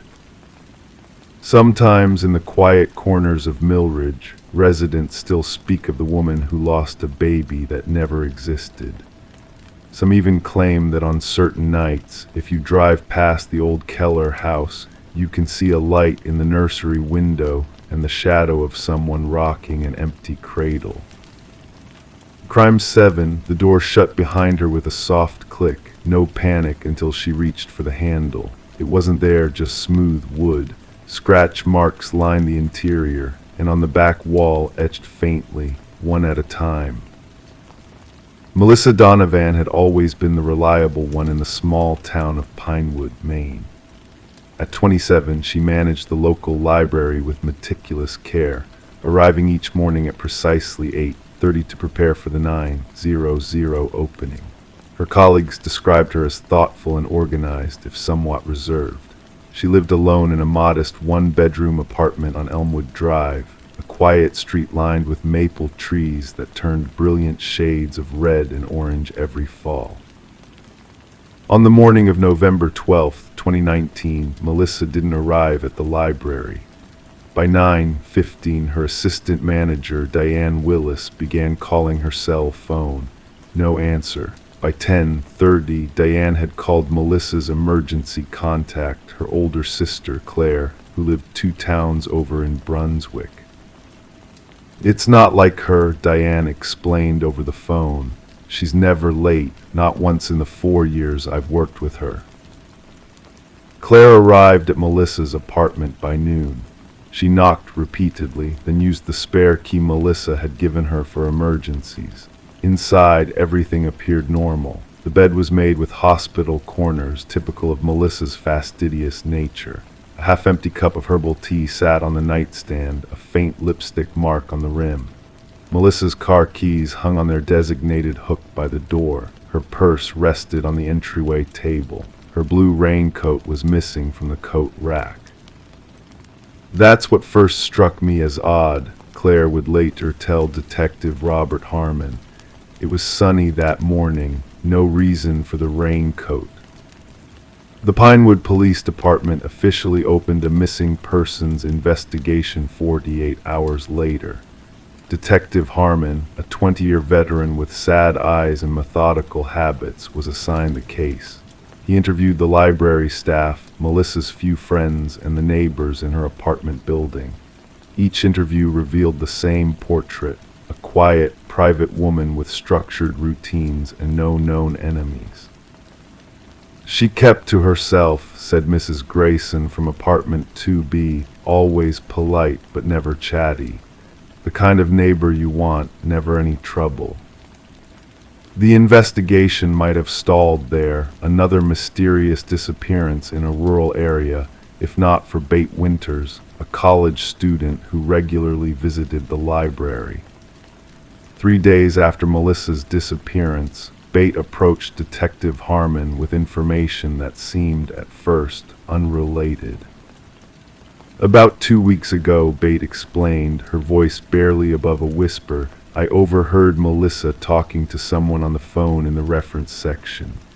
She sounded frightened. She kept saying, 'I won't tell anyone about the house. I promise. Please just leave me alone.'" The house became the investigation's first lead. Detective Harmon combed through Melissa's phone records, identifying a cluster of calls from an unknown number in the weeks before her disappearance. The number traced back to a prepaid phone purchased with cash at a convenience store 30 miles away in Portland. Surveillance footage from the store revealed a tall man in a baseball cap and sunglasses making the purchase. His face remained obscured from the camera, but a distinctive scar was visible on his right hand. Meanwhile, Claire began the painful process of going through her sister's belongings. In Melissa's neatly organized desk drawer, beneath carefully arranged stationery, she found a small leather-bound journal. Most pages contained mundane entries, book recommendations, grocery lists, appointment reminders. But the entries from the previous month grew increasingly disturbing. October 15 saw the house again today. Same man watching from the upstairs window. I drove past quickly. October 21 received another call, just breathing this time. Then they hung up. October 30, I shouldn't have gone inside. I should never have gone inside that day.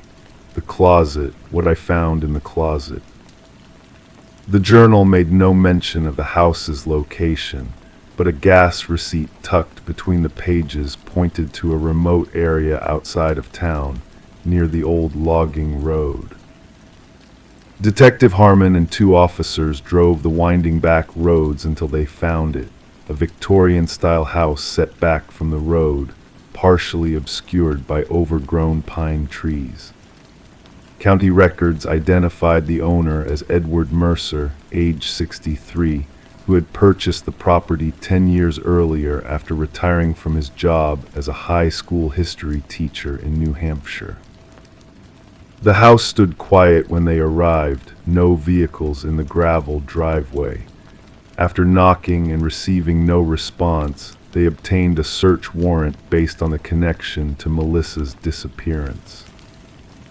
Inside, the house was immaculately maintained, each room filled with antique furniture and bookshelves lined with historical texts. Nothing seemed out of place or suspicious until they reached the second floor. A bedroom at the end of the hallway had been converted into a study, with newspaper clippings covering one wall. Each article detailed missing persons cases from across New England over the past decade, 12 in total. None had been solved. And then there was the closet. Unlike the other closets in the house, this one had been modified. The interior handle had been removed, leaving only smooth wood. Scratch marks lined the inside of the door. A small air vent near the ceiling allowed minimal airflow. On the back wall, etched into the paint, were the words, "One at a time." Forensic teams discovered trace evidence of multiple individuals inside the closet, hair samples, fingernail fragments, and microscopic blood droplets that had seeped into the wooden floorboards. One of the hair samples matched Melissa's. Edward Mercer was nowhere to be found. His bank accounts had been emptied 3 days before Melissa's disappearance. His passport was missing.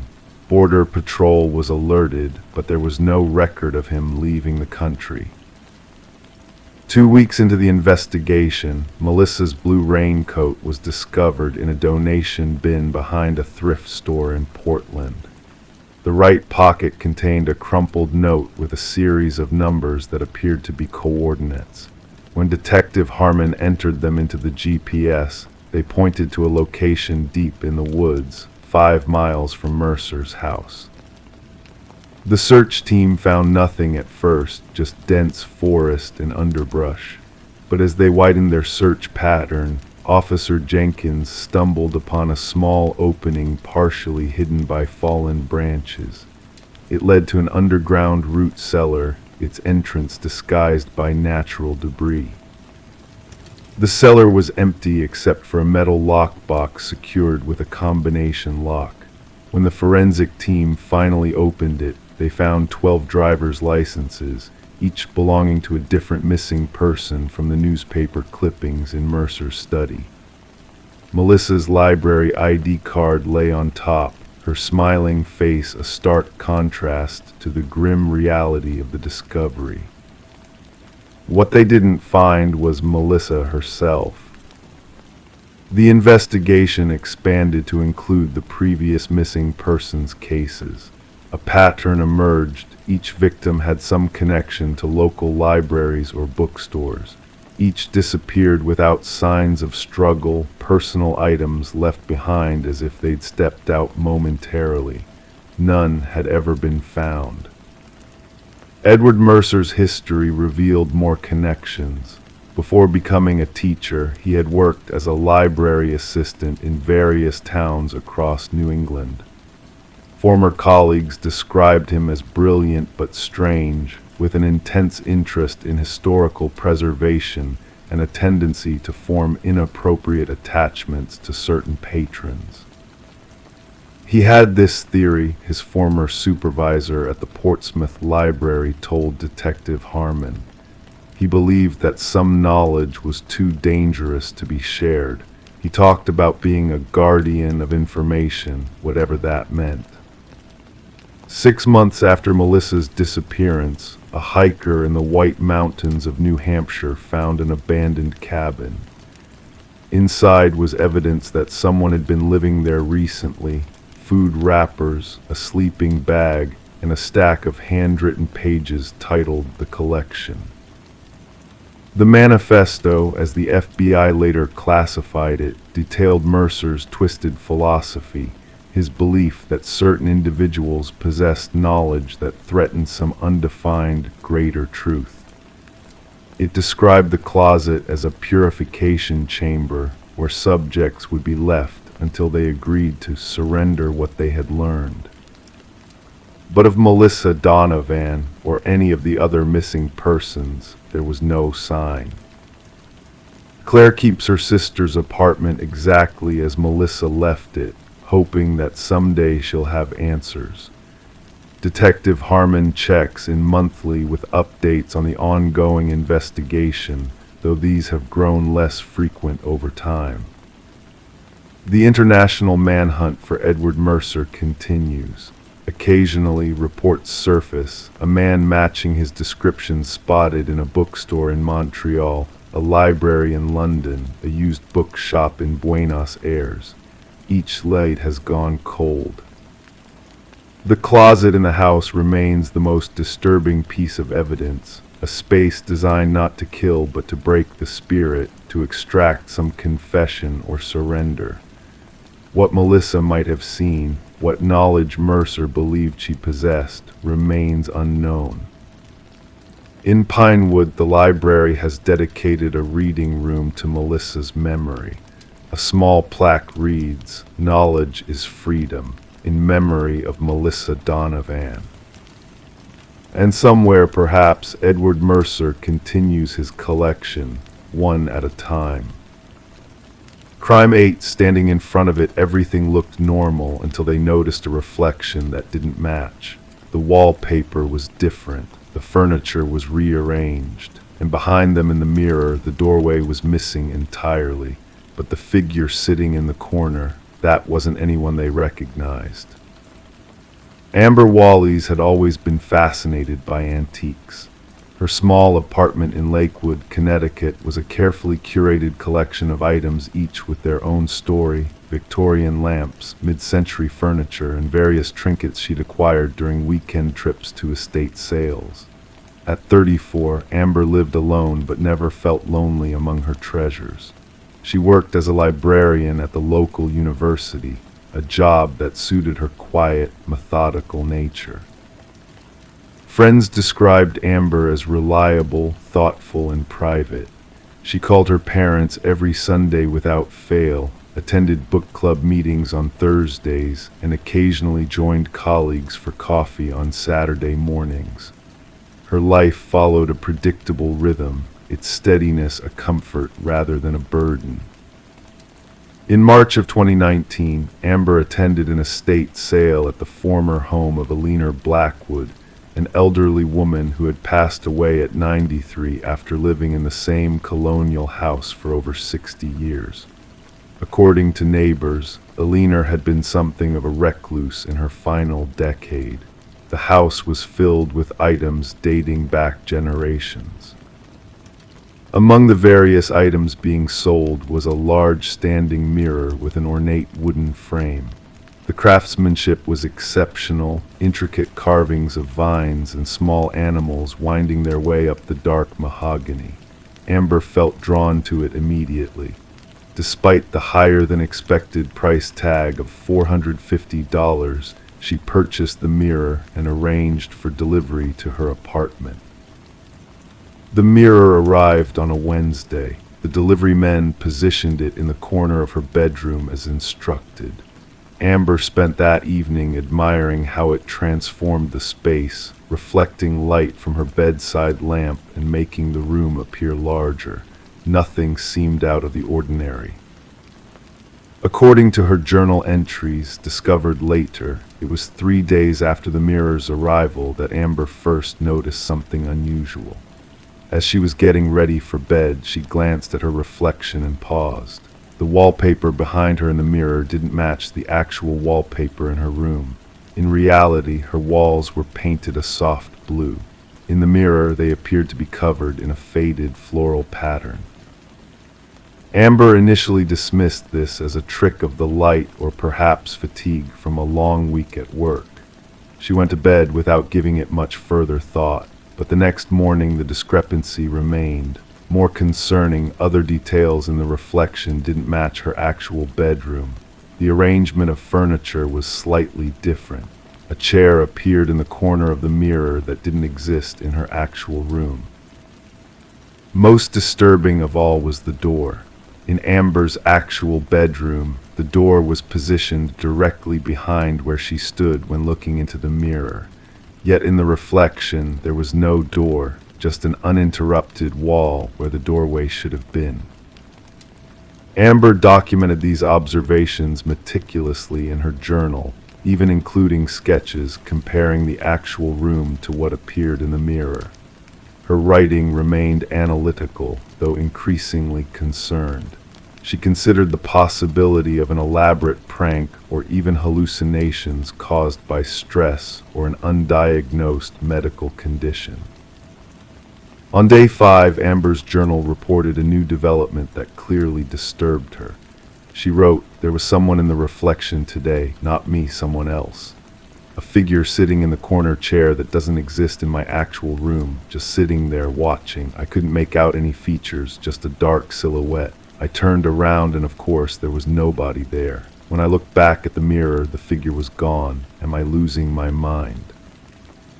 For the next several days, the figure appeared intermittently in the mirror, sometimes sitting, sometimes standing near the back wall. Amber never saw a face, just the silhouette. She began taking photos of the mirror, hoping to capture evidence of what she was seeing. The photos, later recovered from her phone, showed only normal reflections. Amber missed her Thursday book club meeting. When her friend Melissa called to check on her, Amber sounded distracted but insisted everything was fine. She had simply forgotten about the meeting while engrossed in research about antique mirrors. Melissa later told investigators that the conversation felt strained, with long pauses and Amber seeming to whisper at times, as though someone else might be listening. By the following Monday, Amber had called in sick to work for the first time in 3 years. Her final journal entry, dated March 28, 2019, read, "The figure spoke today. I couldn't hear anything, but I could see its mouth moving. It seems to be trying to communicate something important. I've decided to try to make contact. If this is some kind of elaborate optical illusion, or if I'm experiencing a psychotic break, I need to know. I've set up a camera to record what happens. If anyone finds this and I'm gone, please check the recording." The camera Amber referenced was found on her dresser, positioned to capture both her and the mirror. The recording showed Amber standing before the mirror for nearly 40 minutes, occasionally speaking as though responding to questions, though no one else is visible or audible. At the 37-minute mark, She reached toward the mirror's surface, and then the recording abruptly ended. Amber Wallis was reported missing on April 2nd, 2019, when she failed to call her parents on Sunday and didn't show up for work on Monday. Police found her apartment undisturbed. The door was locked from the inside, windows secured. Her car remained in the apartment building's parking lot. Her wallet, phone, and keys were on the kitchen counter. The investigation revealed little. The mirror stood in her bedroom, appearing to be an ordinary, if expensive, antique. No fingerprints were found on it except Amber's. Technical experts examined the recording, but found no evidence of tampering or unusual visual phenomena in the mirror's reflection. Investigators tracked down information about the mirror's previous owner, Eleanor Blackwood. Her niece, who had organized the estate sale, remembered the mirror being in her aunt's home since she was a child but knew nothing about its origins. Eleanor had inherited many items from her own parents, who had been avid collectors. One potentially significant detail emerged during interviews with Eleanor's former neighbors. An elderly man who had lived next door for decades mentioned that Eleanor had kept that mirror covered with a sheet for many years. When asked why, he recalled her saying something about not liking what it showed her. The police considered this comment too vague to be meaningful evidence. 6 months into the investigation, with no leads and no sign of Amber, the case went cold. Theories ranged from mental health crisis leading to suicide to Amber having carefully planned her own disappearance. Neither theory satisfied those who knew her well. In a strange footnote to the case, the mirror was eventually returned to the niece of Eleanor Blackwood, who promptly sold it to a private collector. The collector, a Dr. Raymond Marsh, reportedly kept it in his study for several months before donating it to a small museum specializing in allegedly haunted objects. The museum's curator later claimed that the mirror was perfectly ordinary, reflecting exactly what one would expect. The disappearance of Amber Wallis remains unsolved. Her apartment was eventually cleared out by her parents, who still maintain a small website dedicated to finding information about their daughter. Every year on the anniversary of her disappearance, they post a new plea for anyone with information to come forward. Some nights, the security guard at the university library where Amber worked swears he catches glimpses of a woman resembling her in the reflective surfaces of windows after hours. By the time he turns to look, there's never anyone there. Just the feeling of being watched and the faint impression that somewhere, somehow, Amber Wallis is still searching for her way back from wherever she went. In the small museum where the mirror now resides, visitors occasionally report seeing reflections that don't quite match reality. The curator dismisses these claims as the power of suggestion. After all, who hasn't looked into an old mirror and just for a moment wondered if what looks back is truly just themselves? Crime 9 glass jars, each labeled with a date and a name. Inside, strange contents, buttons, hairpins, bits of cloth. One was filled with sand, another with what looked like dried blood, but one jar was still warm, and the label simply read, "Yours." Sheriff Darren Colton had seen his share of disturbing crime scenes in his 23 years serving Blackwood County, but nothing quite like this. The attic of the Matheson residence at 1478 Sycamore Lane was meticulously organized. Jars lined up chronologically on handcrafted pine shelves, stretching back 15 years. They numbered 42 in total. Sarah Matheson had lived in Blackwood since 1997. A quiet woman in her early 50s, she taught 3rd grade at Pinewood Elementary. Her students adored her. Parents trusted her. Neighbors described her as reserved but kind. She volunteered at the local animal shelter on weekends. She kept her lawn manicured and her hedges trimmed. She brought homemade cranberry bread to community potlucks. She was just normal, said Rebecca Dawson, who lived next door for 11 years. The kind of neighbor who would collect your mail when you went on vacation, but wouldn't pry into your business. The first indication that something was amiss came on a Tuesday, April 18, 2023. Sarah hadn't shown up for work, unusual for a woman who, according to school records, had used only 4 sick days in the past decade. The school principal, Kenneth Watts, called her home phone, then her cell. No answer. I just had this feeling, Watts later told investigators. Sarah was reliability personified. If she couldn't make it, she would have called probably 3 times with detailed lesson plans. When Sarah missed a second day, Rebecca Dawson noticed the newspapers accumulating in the driveway. Sarah's gray Honda Civic remained parked in the same spot. Blinds that were typically open by 6:30 a.m. remained drawn. The porch light stayed on during daylight hours. I knocked on her door that evening, Dawson recalled. Then I peered through the living room window. Everything looked normal, but too still somehow, like a photograph of a room rather than a room itself. By day 3, Deputy Martin Reynolds performed a wellness check. The front door was locked, so was the back, all windows secure. He noted nothing outwardly suspicious and left a card. Department protocol dictated they couldn't force entry without clear cause for concern. The following day, Sarah's sister, Alina Walsh, arrived from Cincinnati. She had a spare key.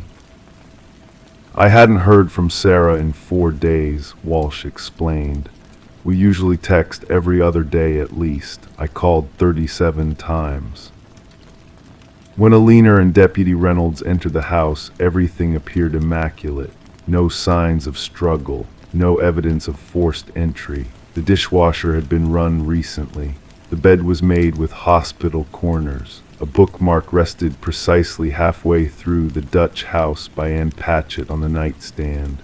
Sarah's toothbrush was still damp. It was like she had just stepped out to get the mail, Alina said, except she hadn't. The search continued through the modest 2-bedroom home. The refrigerator contained fresh groceries. A partial cup of coffee sat on the kitchen counter, lipstick smudge on the rim. The mug still felt faintly warm to the touch. It was Alina who suggested checking the attic.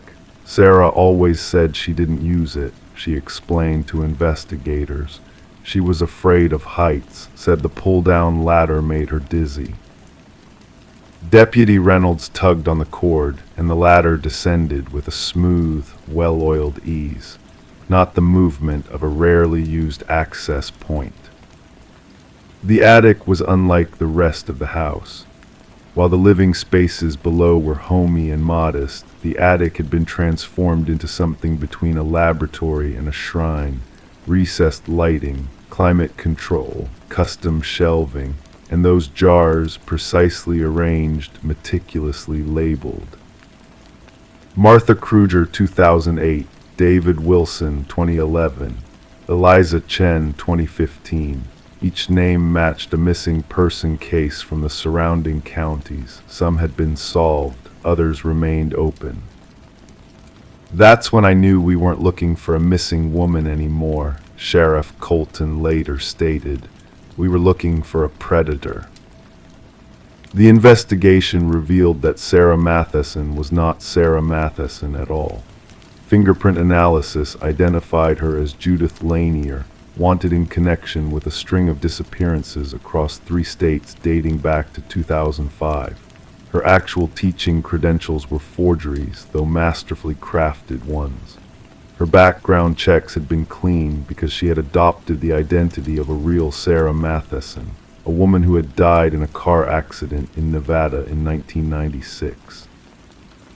The contents of the jars proved to be trophies collected from victims in moments of vulnerability.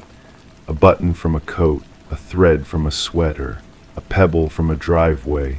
DNA analysis confirmed that the organic materials, hair, dried blood, skin cells, belonged to the named individuals. The most disturbing discovery was made in Sarah's bedroom. A hidden panel in the closet revealed a small leather-bound journal, each entry corresponding to a jar, detailed observations, routines, vulnerabilities, methods. The journal depicted a woman who approached murder with the clinical precision of an accountant and the patience of a spider. The most chilling aspect wasn't what she wrote, explained forensic psychologist Dr. Amelia Ruiz. It was how she wrote it, emotionless, methodical, like she was recording scientific observations or keeping a gardening log. The final entry, dated April 17, 2023, contained only 4 words: time for a change. Inside Sarah's garage, investigators found camping equipment, maps of the Appalachian Trail, $17,000 in cash, and 7 different sets of identification documents. Her Honda Civic contained a recently detailed trunk lined with plastic sheeting. The warm jar labeled "Yours" was found to contain something unexpected: a small electronic device that generated heat, running on a battery programmed to last approximately 7 days. She wanted us to find it, Sheriff Colton concluded. She wanted us to know she was watching. Despite an extensive manhunt involving the FBI and law enforcement across 12 states, Judith Lanier, the woman who had been Sarah Matheson, remained at large. Security footage from a bus station in Charleston captured a woman matching her description boarding a bus to Atlanta on April 17, but the trail went cold after that. Eleanor Walsh subsequently sold the house on Sycamore Lane at a substantial loss. The new owners demolished it and built a modern ranch-style home in its place. They claimed to know nothing about the property's history, though locals noted they never used the attic. 3 months after Sarah's disappearance, Rebecca Dawson received an unmarked package containing a small glass jar. Inside was a clipping from Dawson's own rose bush. The jar was warm to the touch, and the label read, "Next." Police found no fingerprints, no DNA, no trace evidence of any kind. The package's tracking information led to a shipping center in Tulsa, Oklahoma, where a middle-aged woman using the name Patricia Miller had paid cash. 1 year later, a new elementary school teacher named Marion Collins moved to Addison, Pennsylvania. She volunteered at the local animal shelter. She brought homemade cranberry bread to community potlucks. Her students adored her. Parents trusted her. And in the attic of her rented Victorian home, a new collection of jars began to take shape. Somewhere in a small town or quiet suburb, Sarah Matheson, or whatever name she now used, was starting over, watching, waiting, collecting.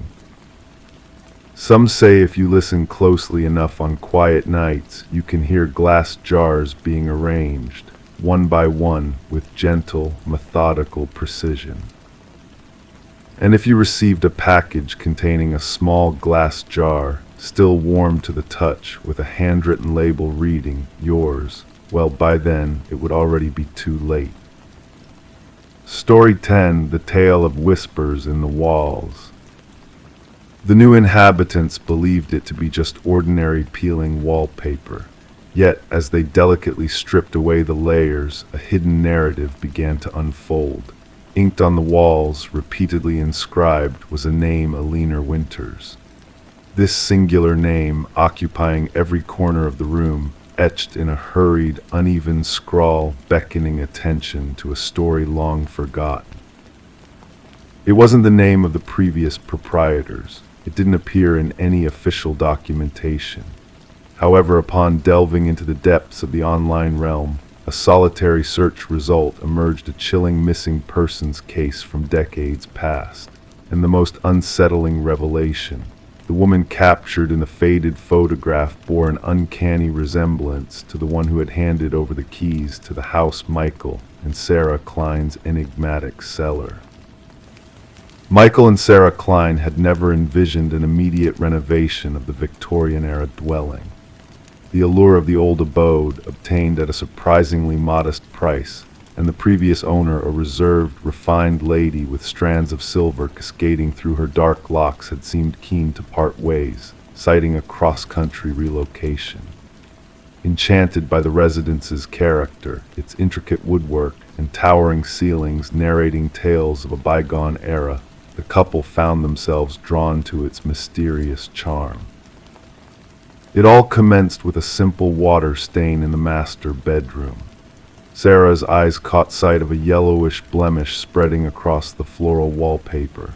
When Michael's fingers pressed against it, the paper yielded, unveiling a hidden layer beneath. Intrigued, they cautiously began peeling back the damaged section. The initial layer exposed outdated paisley motifs from what seemed to be the 1970s. Beneath that, striped paper harking back to an earlier decade. Yet as they persisted, an unexpected revelation surfaced in the third layer down. Words, dark ink on faded beige paper. Not mere scribbles, but a name, Alina Winters, reiterated ceaselessly, the handwriting evolving into a frantic, erratic display across the wall. "Who is Alina Winters?" Sarah murmured, her fingertips tracing the frenzied script. The discovery left them unsettled. That evening, Michael sat at their kitchen island, laptop aglow, delving into property archives. The house had changed ownership numerous times over the years. No trace of Alina Winters surfaced in any records. The woman who had passed on the house to them was identified as Margaret Cavendish. Sarah joined him, clutching a mug of steaming coffee. Try searching solely the name. The internet exploration yielded scant findings until they stumbled upon a digitized newspaper clipping extracted from aged microfiche.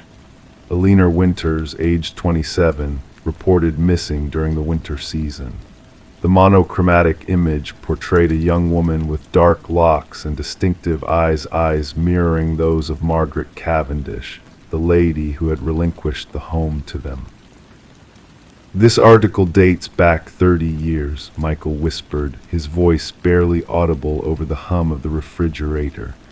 Margaret could be approximately the right age now, but Sarah swallowed hard. The missing woman never received closure. No body recovered, no suspects identified.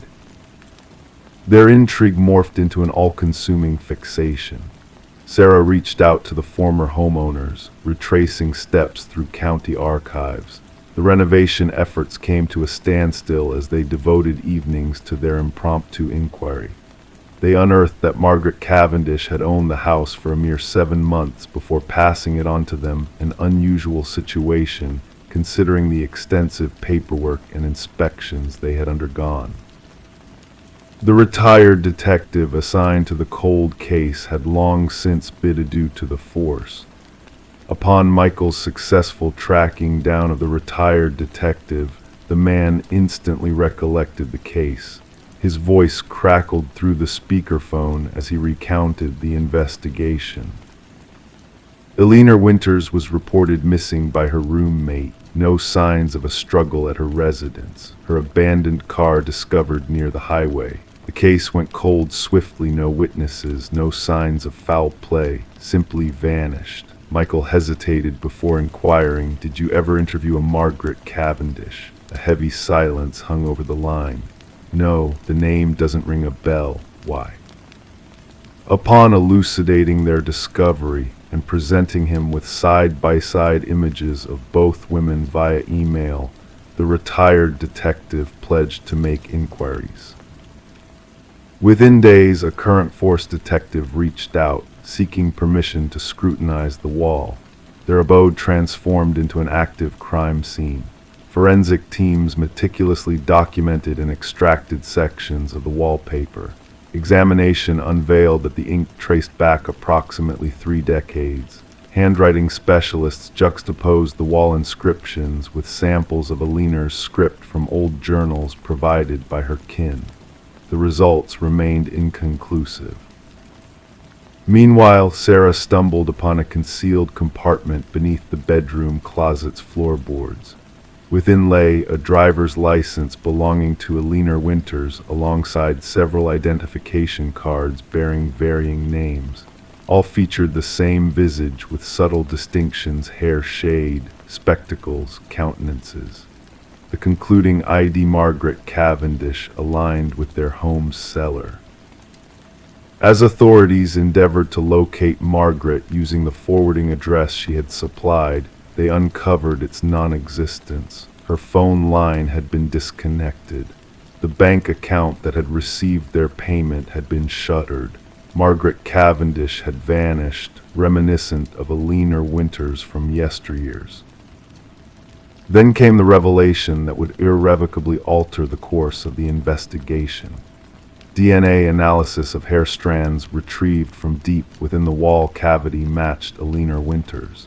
However, fingerprints lifted from the writing itself matched an altogether different profile, one attributed to a psychiatric patient named Rebecca Eldridge, who had been institutionalized shortly after Aliner's disappearance. Rebecca Eldridge had been diagnosed with a severe dissociative identity disorder. She had eluded the institution's confines on multiple occasions over the years. Her medical records unveiled a bone-chilling truth: one of her documented alter egos identified as Aliner. The inquiry unveiled that Rebecca had been Aliner's childhood companion, fixated on her to the point of emulation. When Aliner rebuffed her increasingly unsettling advances, something within Rebecca fractured. She assumed Aliner's identity literally and metaphorically, and fabricated an intricate network of personas to sustain the charade. The scribbled name symbolized Rebecca's desperate bid to retain a grasp on reality, to recollect who she truly was beneath the assumed facades. The wall had metamorphosed into both confession and incarceration, a tangible manifestation of her fractured psyche. Sarah and Michael stood on their front porch as forensic teams excavated designated sections of their backyard, guided by ground-penetrating radar that had detected anomalies below the surface. The cold case had suddenly surged with warmth.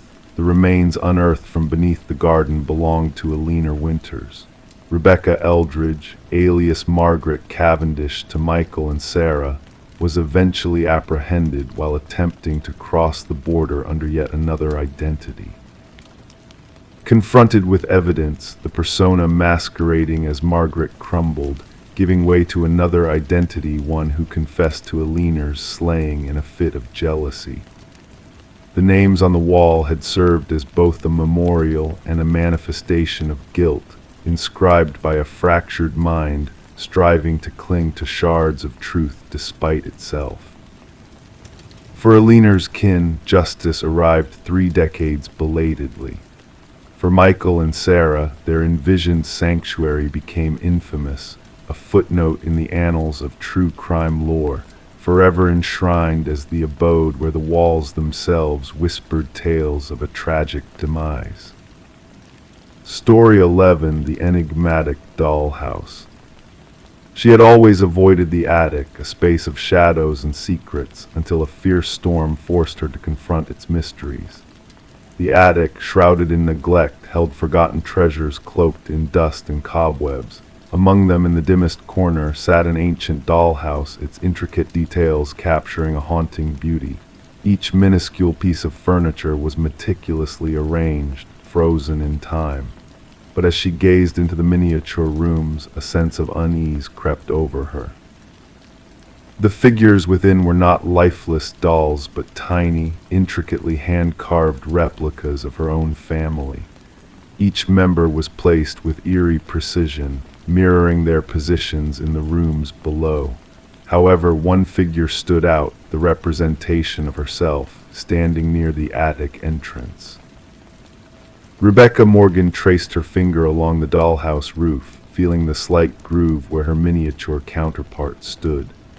A chill ran down her spine, unrelated to the icy draft swirling through the rafters. This dollhouse didn't belong here. It wasn't from her childhood home, but a rented house her family had recently moved into.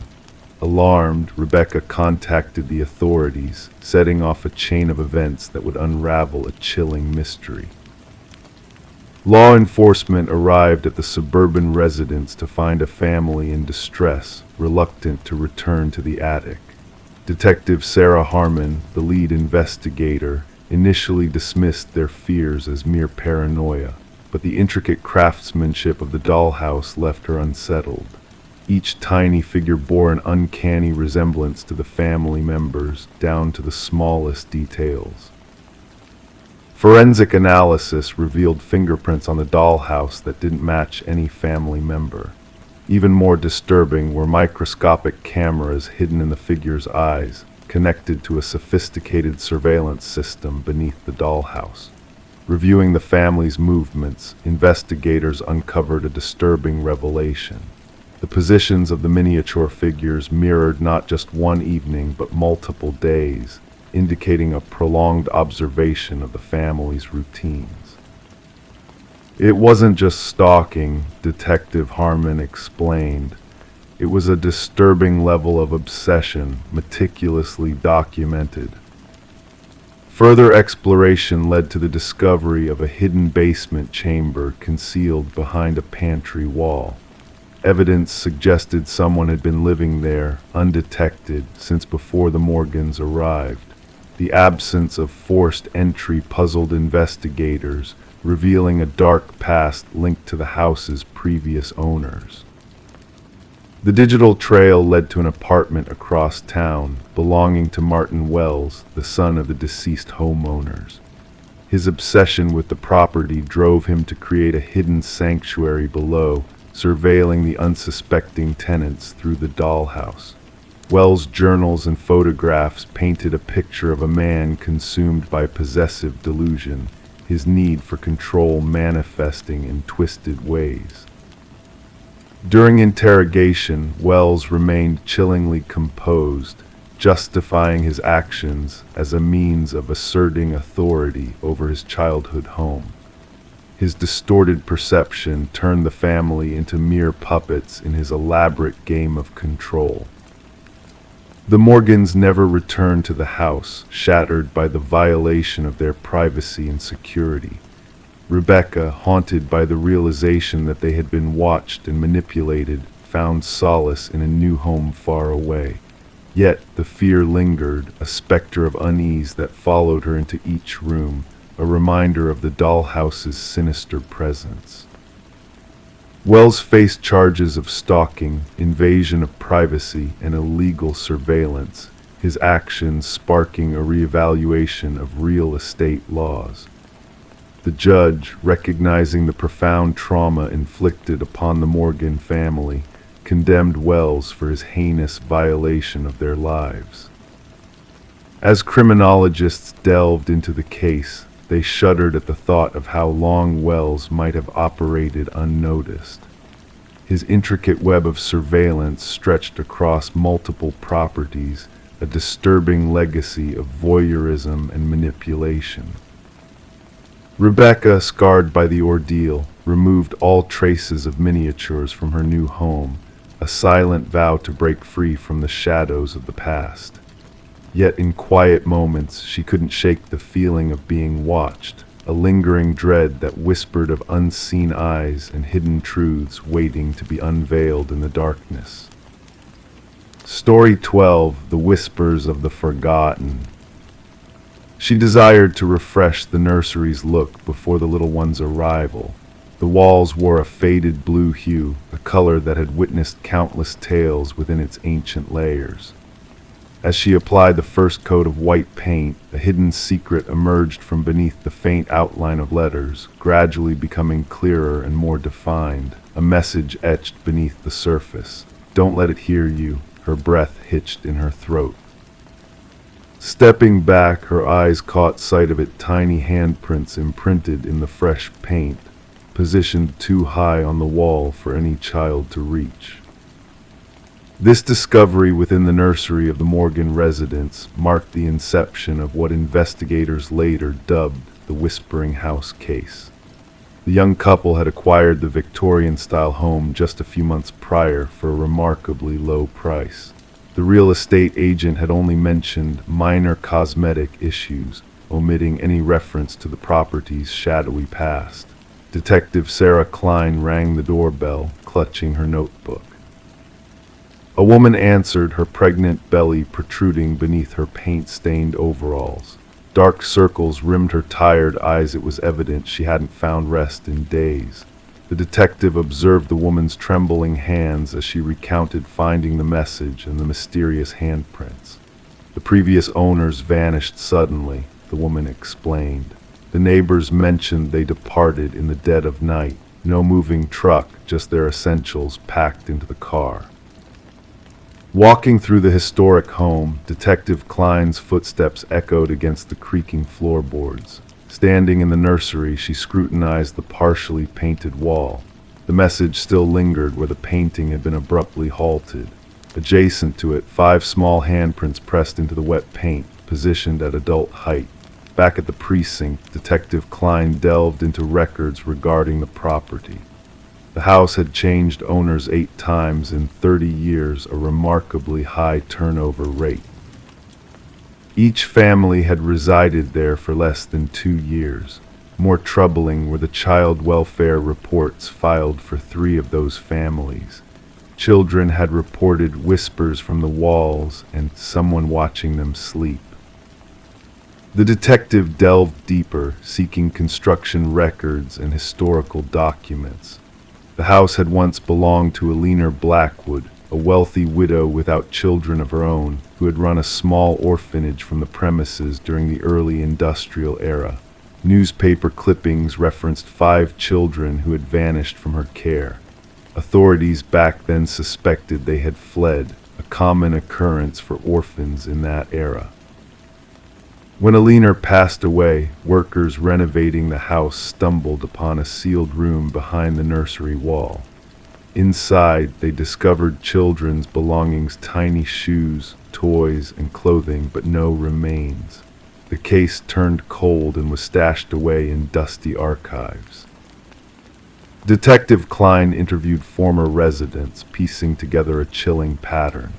Each family with children had reported strange incidents, toys rearranged overnight, childish laughter echoing through empty corridors, and crayon drawings materializing on walls. Most dismissed these occurrences as figments of imagination until the writings surfaced. The message slightly differed in each account. Don't let them find you. Don't make a sound. Don't let it hear you. Consistently the same script, always unveiled during nursery repainting.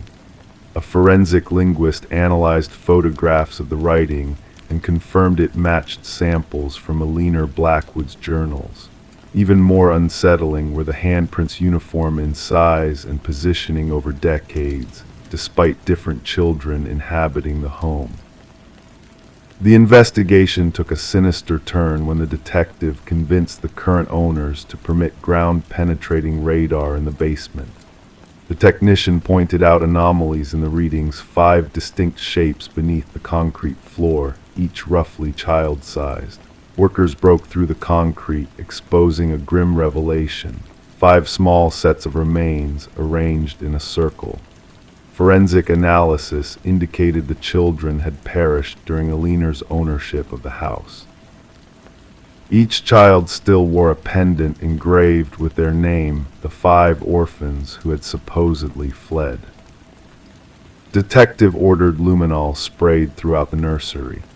In the darkness, handprints glowed on every wall beneath layers of paint, invisible to the naked eye. Hundreds of them at various heights, as if the children had been attempting to escape. Eleanor's journals, retrieved from county archives, unveiled her twisted rationale. She believed orphaned children possessed a unique spiritual energy.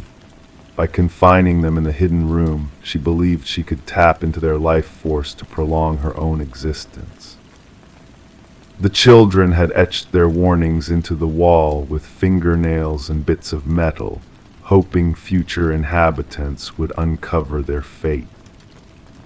The case concluded with the proper burial of the 5 victims.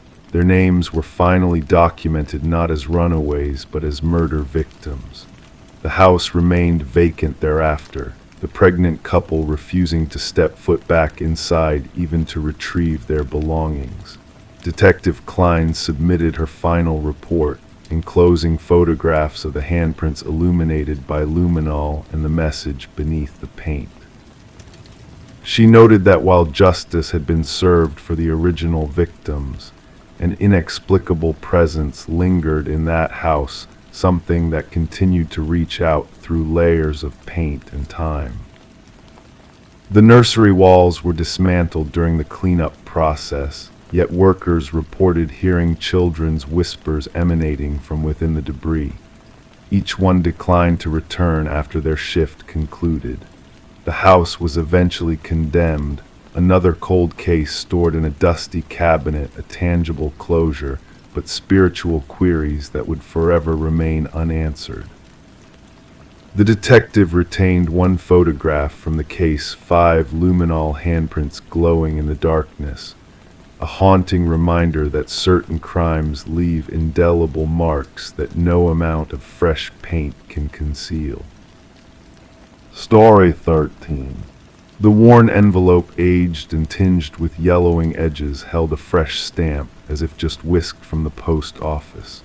With careful hands, the detective unfolded the paper within, its message typed in a hurried, uneven script. I am sorry for what I did. A dampness clung to the paper, carrying a faint scent of iron, and there, along the lower edge, a reddish smear caught their eye. Not ink, but blood. Detective Sarah Morgan, with practiced precision, secured the letter in an evidence bag, her gloved fingers careful not to disturb the evidence. The forensics team confirmed her suspicion. The blood matched DNA from a long unsolved homicide case that had lingered in the shadows of the department for years.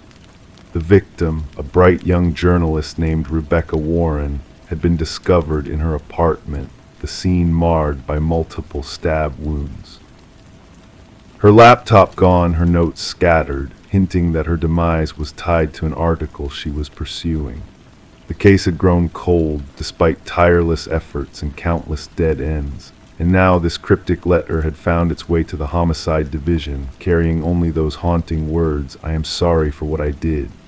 The paper and envelope yielded few clues, only faint marks suggesting the sender had taken care to wear gloves, but the postmark offered a glimmer of hope, a thread to follow. Gathered in the dimly lit briefing room, Detective Morgan and her team faced a wall plastered with images of crime scenes, timelines, and profiles of suspects who had slipped through their grasp. She pinned the letter at the heart of it all. This changes everything, she murmured to the room. Our killer shows remorse. Detective James Chen, her steadfast partner in this enigmatic case, studied the letter intently. Or perhaps they desire us to believe so, he proposed. The blood could be a mere act, a mocking gesture. The forensic team traced the unique typewriter impression to a model long out of production, a relic from the past, rare yet not unattainable. They reached out to antique aficionados and collectors across the region, casting a net in search of this elusive clue. As the investigation gained traction, they delved into Rebecca's world. Her editor painted a portrait of a fierce investigator, unyielding in her pursuit of truth. Her most recent inquiry had led her to a prominent family embroiled in local politics. With the family patriarch's recent passing, disputes over the will had fractured relationships, breeding suspicion and betrayal. The detectives revisited Rebecca's boyfriend, Michael Barnes, whose grief had seemed genuine in their earlier encounters. But now, under the shadow of the letter, subtle shifts in his demeanor betrayed a hidden unease. Rebecca spoke of being followed, he confessed, his voice tinged with regret. I dismissed her fears, attributing them to her investigation. I should have listened. While they unraveled this new thread, a second letter arrived, bearing the same typewritten message, the same ominous bloodstain. This time the words bore more weight. She delved too deeply into the family secrets, the inheritance, the patriarch's demise. It was never meant to escalate this far. The trail led them to the grand estate of the deceased patriarch, where they confronted his eldest son, Richard. Among his collection of antiquities sat several vintage typewriters. His explanations seemed rehearsed, his composure calculated. A breakthrough emerged when microscopic fibers on the envelopes linked back to custom stationery exclusive to the youngest daughter, Eleanor. Questioned, she disclosed Richard's request to borrow her stationery weeks earlier. A search of Richard's abode unveiled a concealed chamber, housing relics of Rebecca's life clippings, surveillance photos, and a vintage typewriter mirroring the one used for the letters. The blood, upon analysis, bore Rebecca's DNA, yet the most unforeseen revelation lay in the connection between Richard and Michael. Financial records unveiled substantial transactions from Richard to Michael in the weeks leading to Rebecca's tragedy. Confronted, Michael crumbled. Rebecca uncovered Richard's plot to hasten his inheritance by poisoning his father, he confessed. I informed Richard of her discoveries, intending only to deter her. I never fathomed he would resort to murder. The puzzle neared completion when Eleanor disclosed a clandestine recording a conversation between Richard and Michael, plotting Rebecca's demise. Richard's voice chillingly clear, she must be silenced for good. In a bid to flee, Richard was apprehended. Prosecutors built their case upon the letters, the typewriter, the financial exchanges, and Eleanor's damning evidence. Michael, in exchange for his testimony, accepted a plea deal. Throughout the trial, Richard maintained his innocence, accusing Michael of framing him, but the weight of evidence proved insurmountable. After a brief deliberation, the jury rendered a guilty verdict. As Richard faced the consequences, Detective Morgan approached Rebecca's grieving parents in the courtroom. Though no words could heal their loss, the verdict offered a semblance of closure. The blood-stained letters, relics of a dark chapter, lingered in evidence, a testament to the truth that even the most meticulous crimes leave trails, and that remorse, whether genuine or feigned, can be the undoing of those who believe they have evaded justice. The tale of Rebecca Warren became a cornerstone in detective lore, a lesson that sometimes, in the quiet shadows of a mystery, a simple typewriter and the haunting echo of guilt can reveal the most profound truths. Story 14, the gentle current flowed lazily that quiet morning, the water reflecting the sky like a shimmering mirror. The fisherman's boat drifted aimlessly, and he almost missed the sight of a lone suitcase bobbing near the shore. At first it seemed like a forgotten item, perhaps discarded by careless hands, but as he approached, a foul odor wafted towards him, thick and heavy. The suitcase was bound in chains, its metal edges rusted from days spent exposed to the elements. When the authorities pried it open, they were met with a gruesome sight, not clothes, but strands of hair, fingers curled in a frozen grip. And at the very bottom, a chilling note whispered, "This isn't the first." Detective Sarah Mercer arrived at the scene, her steps measured as she took in the eerie tableau before her. The victim, a woman in her mid-30s, lay still on the shore, her dark hair clinging to her pale, waterlogged skin. The medical examiner worked diligently, capturing every detail before the body was tenderly lifted away.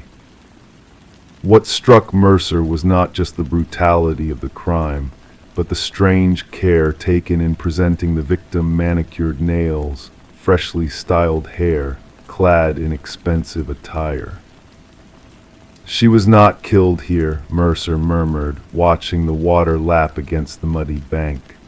She was meticulously prepared, almost like a macabre showcase. The victim was identified as Catherine Walsh, a successful real estate agent known for her impeccable taste in selling high-end properties.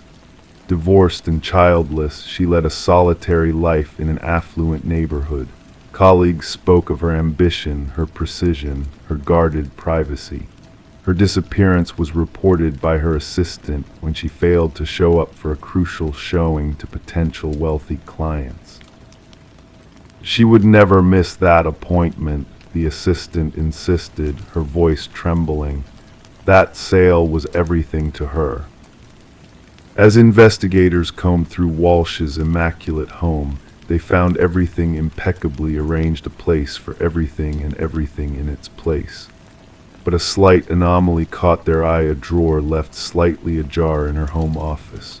Inside, a leather-bound journal lay hidden, its final entry haunting. He's watching again. Same car, different plates. Further digging into Walsh's digital footprint revealed a series of unsettling emails from unknown senders, all bearing the ominous phrase, "I see your perfection." Each message sent at precisely the same time on different days. Her online searches hinted at a growing sense of unease, a quest for security and protection. Mercer pieced together the puzzle, the meticulous staging of the body, the cryptic messages. "Our killer is methodical," she confided to her partner. This was not a crime of passion, but a carefully orchestrated ritual.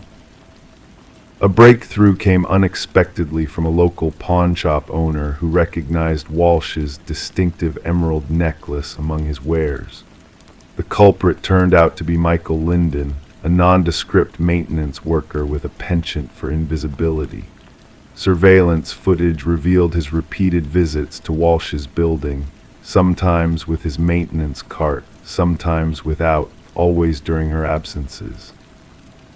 When Linden's apartment was searched, a chilling discovery awaited: the walls adorned with photos of Walsh and other women, all eerily similar in appearance. Some faces were crossed out in red ink. Walsh was just one of his victims. A hidden compartment in his closet unveiled a shrine to his prey, personal items meticulously collected, each with a story to tell. In the interrogation room, Linden's demeanor remained eerily calm. They were flawed, he finally confessed, his voice devoid of emotion. They pretended at perfection, but I saw their imperfections. Catherine's desk drawer was always messy. She missed a spot when she applied her lipstick. Her perfection was a facade. The search for the other victims mentioned in his note led investigators to remote locations where 2 more suitcases were recovered, each holding a tragic tale of perfection turned obsession. As Linden faced trial, his stoic facade crumbled under the weight of his crimes. The families of the victims sat in silent grief as the judge pronounced a life sentence without parole. For Detective Mercer, the case closed officially, but the shadows of unanswered questions lingered. What drove Linden to fixate on these particular women? What inner flaw was he desperately trying to erase through his twisted acts? The river continued its tranquil journey downstream, carrying away all evidence with its gentle current. Yet on Mercer's desk at the precinct lay copies of those chilling notebooks, a stark reminder that in the facade of normalcy, darkness sometimes lurks. The most dangerous predators may not be the ones hiding in the shadows, but those hiding in plain sight, waiting for the smallest crack to reveal their true nature. Story 15. The parcel arrived unannounced, a mystery in cardboard form. No return address, no tracking number, just a box tinged with morning dew. It wasn't intended for Sarah Miller. Her address was correct, but the name was a stranger's. She hesitated, knowing she should have left it untouched on her porch. But curiosity whispered louder than reason, urging her to unravel the enigma. With cautious hands, she peeled back the tape, anticipating mundane contents like books or clothes. Instead, a VHS tape lay nestled inside, accompanied by a solitary sticky note bearing a cryptic command: "Watch alone." Sarah held the black plastic cassette, feeling an inexplicable weight in her palms, as if it carried the burden of forbidden knowledge. Her fingers traced the tape's worn edges, sensing the hidden stories etched into its surface. The handwritten note revealed traces of urgency, each stroke pressing into the paper with unspoken secrets. Outside, the suburban neighborhood hummed with its usual rhythm, a distant dog's bark, children's laughter, the drone of a lawnmower. Oblivious to the clandestine delivery that had slipped into Sarah's possession. Bringing the package indoors, she placed it on her kitchen counter, uncertainty clouding her thoughts. The name Daniel Whitaker held no significance in her memory. Having dwelled in the house for years, Sarah had never encountered mail addressed to this mysterious figure. The previous occupants, the Johnsons, had departed long ago, leaving behind no trace of Daniel Whitaker's existence. Curiosity wrestled with unease as Sarah eyed her neglected VCR, a relic from a bygone era. Something about the tape beckoned to her, an enigma cloaked in worn plastic. Against her better judgment, Sarah inserted the tape into the machine. At first, static danced on the screen, gradually sharpening into focus. The dimly lit room that materialized was shrouded in shadows, illuminated only by a solitary lamp. The camera angle seemed hurried, capturing a man seated in a wooden chair, his features initially concealed. "My name is Daniel Whitaker." His voice resonated softly yet resolutely. "If you're seeing this, someone has found you, and they will find me too." Leaning closer, the man unveiled a countenance marked by sleepless nights and perpetual vigilance, sunken eyes, stubble grazing his jawline, disheveled hair. "I am innocent," he asserted, "but they have framed me, planted evidence to incriminate me for a crime I did not commit." The camera wavered as Daniel adjusted it, unveiling the stark surroundings, a barren room, devoid of warmth or permanence, the refuge of someone poised to flee at a moment's notice. "They have fabricated a narrative," Daniel continued, desperation tinging his words. "The police report will paint me as the villain, linking me to a woman I never knew until her tragic demise." His voice trembled slightly. "Catherine Walsh, murdered in her own home, and my DNA, my fingerprints, inexplicably entwined with the crime scene." Detective Eliza Ramirez scrutinized the identical tape on her desk, one of several to surface. Each tape bore Daniel Whitaker's plea, branding him as the prime suspect in Catherine Walsh's murder, an enigma who had vanished into the shadows on the day her life was extinguished. The initial investigation into Walsh's death seemed straightforward, a young professional strangled in her own bedroom, circumstantial evidence pointing squarely at Whitaker. Yet the emergence of the tapes injected a sinister complexity into the narrative. As Ramirez delved deeper, a web of intrigue unfurled before her. Catherine Walsh's involvement in a whistleblowing case against PharmaCorp, a pharmaceutical giant entangled in a web of deceit and corruption, presented a new perspective. Walsh had unearthed damning evidence of manipulated clinical trial data, poised to expose the company's deception. The detective's suspicions intensified as anomalies in the case began to surface: the flawless DNA evidence, rehearsed witness testimonies, and conveniently corrupted surveillance footage. Days later, Sarah Miller received a second unexpected package. Within its confines lay a trove of incriminating documents, clinical reports, internal correspondences, a paper trail of PharmaCorp's treachery, all bearing Catherine Walsh's digital imprint. The tide of the investigation shifted, leading Ramirez to connect with other recipients of the mysterious tapes, weaving together Whitaker's intricate tapestry of truth. Whitaker's breadcrumbs of revelation unveiled a chilling reality. He had stumbled upon incriminating surveillance orders targeting Walsh, sealing her fate as a marked woman in the eyes of the powerful corporation. Locked out of the system, Whitaker found himself ensnared in a web of lies, framed as the orchestrator of a heinous crime he had no part in. The breakthrough came when Sarah noticed a crucial detail in her copy of the tape, a reflection in the window hinting at a hidden location. Collaborating with Ramirez, they uncovered a storage unit, harboring the irrefutable proof of Whitaker's innocence. His journal chronicled the conspiracy, Catherine's crucial evidence, and a sinister plot masterminded by PharmaCorp's head of security, a former law enforcer turned puppet of corporate malevolence. Justice unfurled not through a climactic arrest, but through the relentless pursuit of truth. 3 executives faced indictment, the head of security turned informant, and the tainted drug met its demise. Daniel Whitaker emerged from the shadows, a specter of his former self, exonerated but scarred by the ordeal. In a fleeting encounter on Sarah's porch, he conveyed the algorithm's selection of her someone untainted by his or Catherine's past, a beacon of impartial judgment in a sea of manufactured guilt.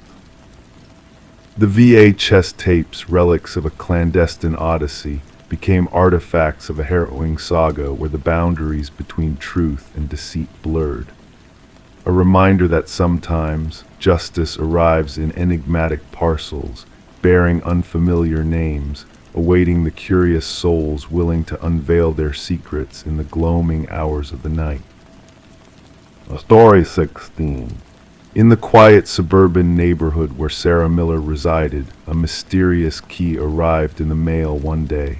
It was wrapped in a plain envelope, devoid of any return address. The key itself was made of brass, its surface worn with the passage of time. Sarah didn't recognize it, yet there was a strange familiarity that clung to it. As she tried the key in every lock she owned, not a single one turned. It was clear that this key did not belong to her. Perplexed, she placed it on the coffee table, and in that moment the old grandfather clock in the hallway let out a single, hollow chime, a sound that hadn't been heard in years, for the clock had long been broken. Feeling unsettled by this strange occurrence, Sarah decided to report it to the authorities.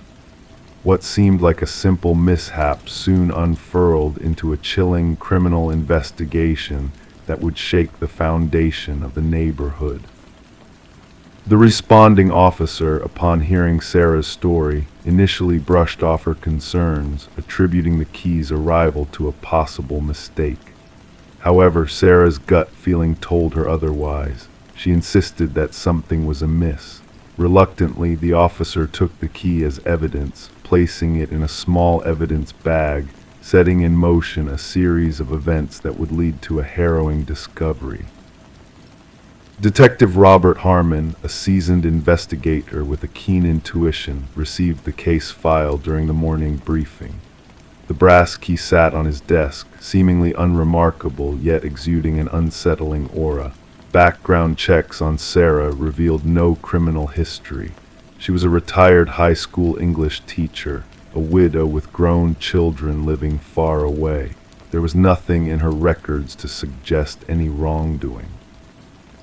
Forensic analysis yielded no fingerprints on the key other than Sarah's own. The envelope provided no clues, just a generic postmark from a regional distribution center. No DNA evidence, no trace of anything unusual.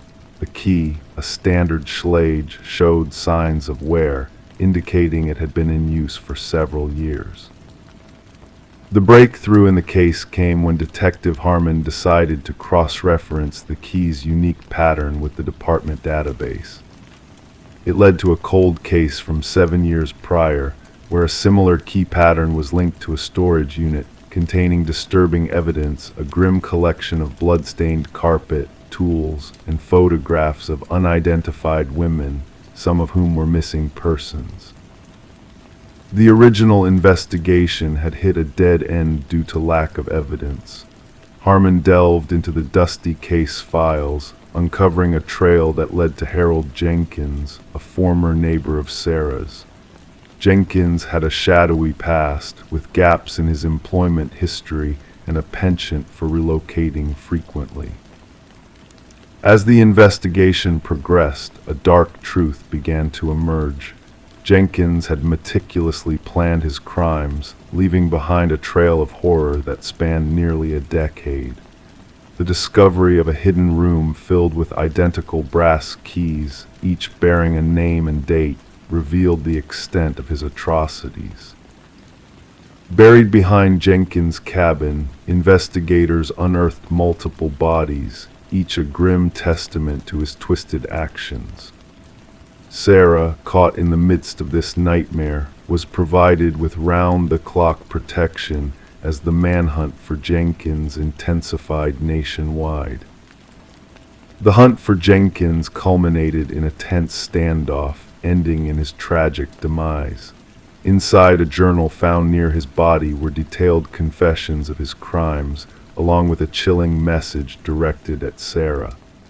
The investigation uncovered a total of 32 victims, bringing closure to families who had long awaited answers. Sarah never returned to her home, the veil of normalcy shattered by the darkness that had lurked so close to her. The case of the Keymaster remains a haunting reminder of how predators can hide in plain sight, their true nature concealed behind a facade of normality. As the investigative teams continue to dissect Jenkins' writings for insights, the collection of brass keys in the evidence locker stands as a silent testament to the lives lost, a reminder that sometimes the most sinister evils can be found where least expected. Story 17. The town held its breath, never daring to mention the house that lingered at the edge of the woods. It stood solitary, a silent sentinel with windows stained black, porch stooped under the weight of time's heavy hand. No one laid claim to its ownership. No memory lingered of the hands that crafted its weathered walls. But when a band of hikers strayed too close, they stumbled upon a chilling sight, names etched into the wooden siding, carved deep like ominous whispers. At the very bottom of the list, fresh and untouched by the elements, appeared a name unfamiliar to them all. And as the group stood frozen in disbelief, one voice quivered with fear. That name, it's mine. Under the veil of night, a call pierced through the darkness. The dispatch logged it as a routine trespassing incident.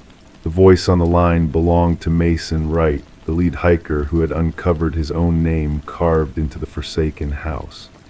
Responding officers anticipated a simple case of juvenile mischief, a prank gone awry, but what awaited them defied rational explanation. Detective Sarah Keller arrived as twilight draped the forest in shadows. Her flashlight pierced the darkness, revealing the worn facade of the structure. The names 27 in total etched vertically along the eastern wall. Some had nearly faded into oblivion, lost to the passage of time.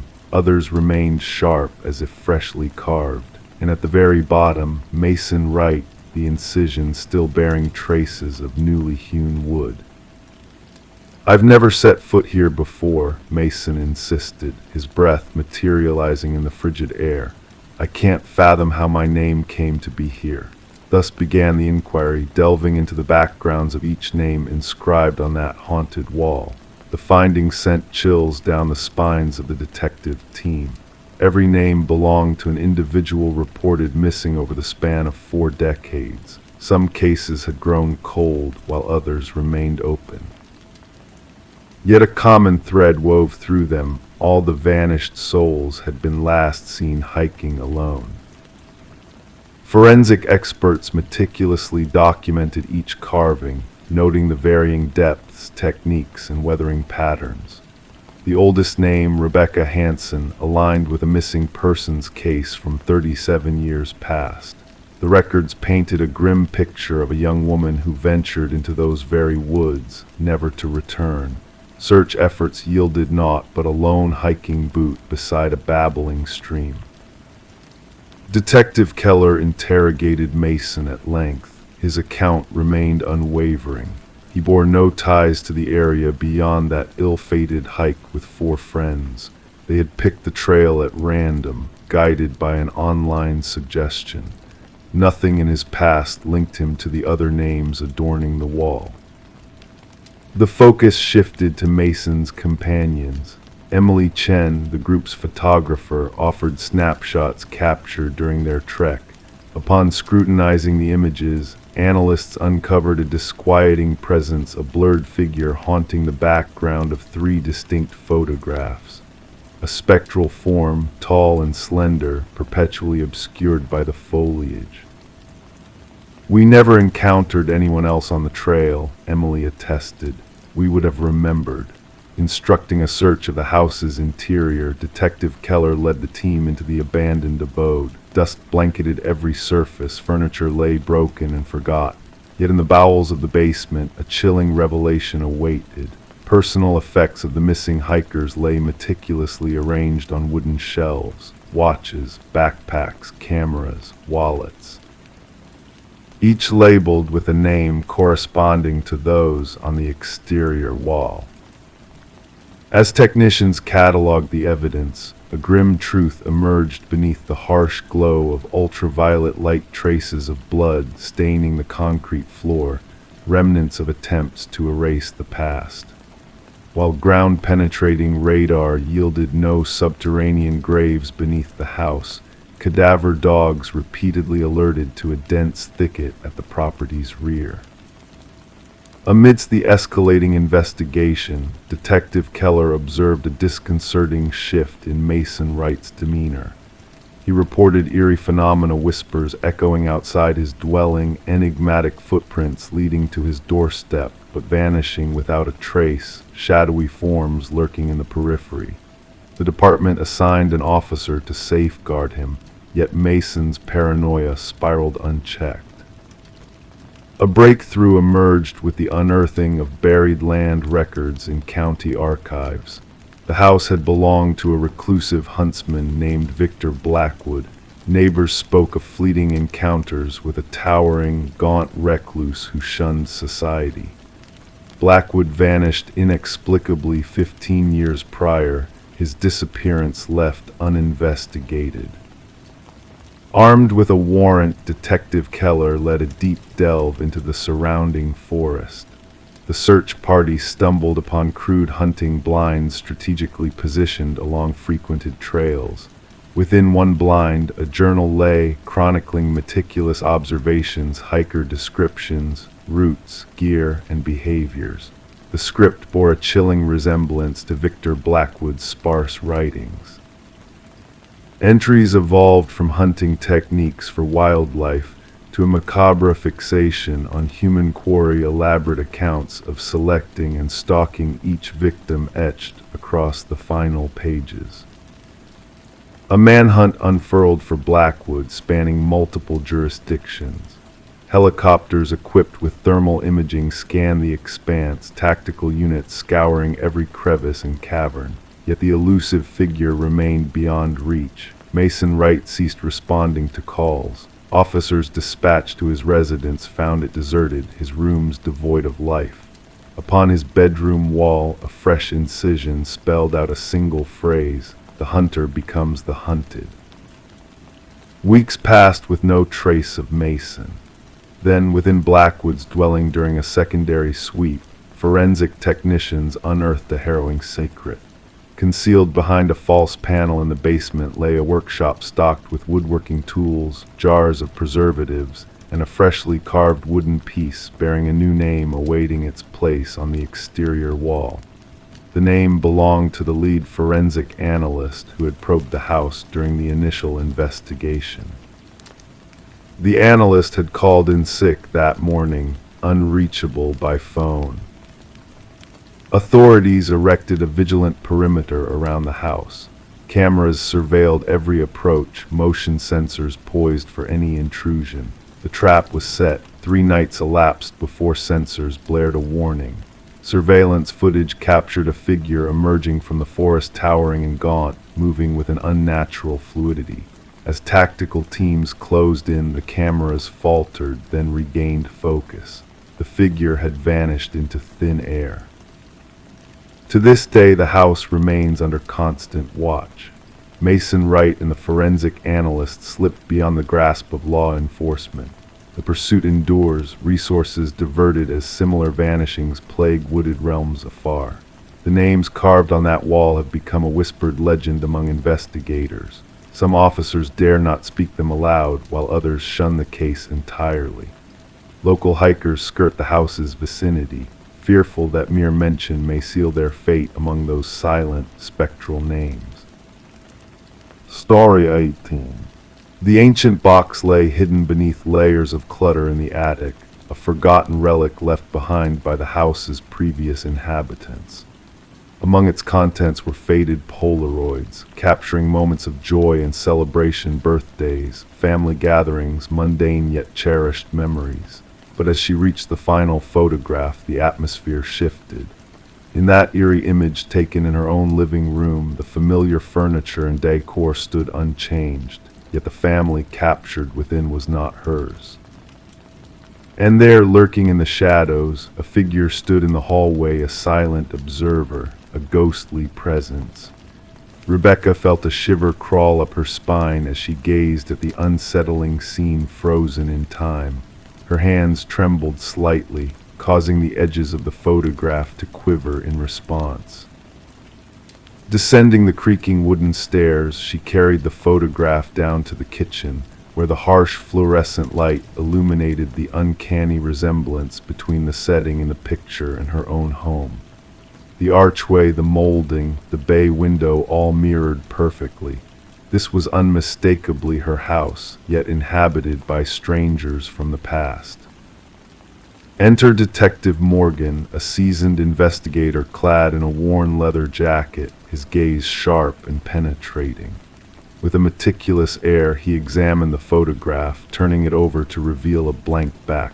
"What do you know about the previous owners, the Nelsons?" he inquired in a low, gravelly voice. Rebecca confessed her lack of knowledge, explaining that the Nelsons had relocated out of state before she moved in. Taking possession of the photograph, Morgan hinted at the possibility of identifying the enigmatic family captured within.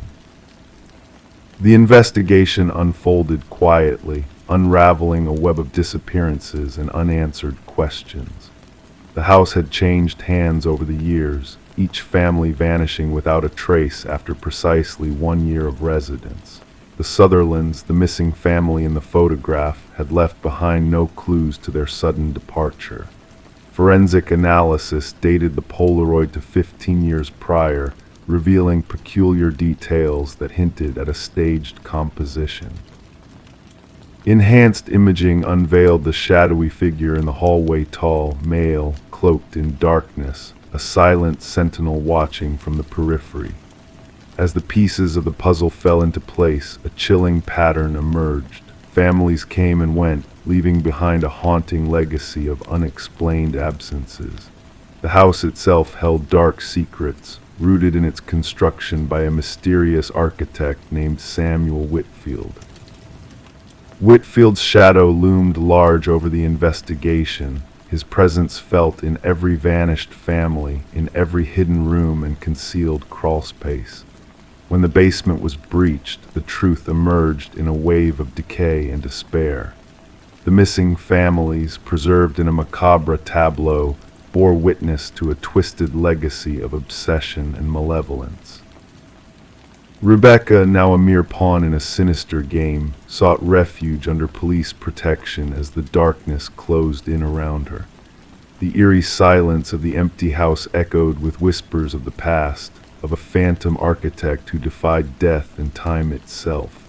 The Polaroid camera's mechanical whir punctuated the night, a sinister reminder that the watcher in the shadows was not done yet. The house stood as a silent sentinel, its windows veiled in darkness, its walls holding secrets that defied explanation.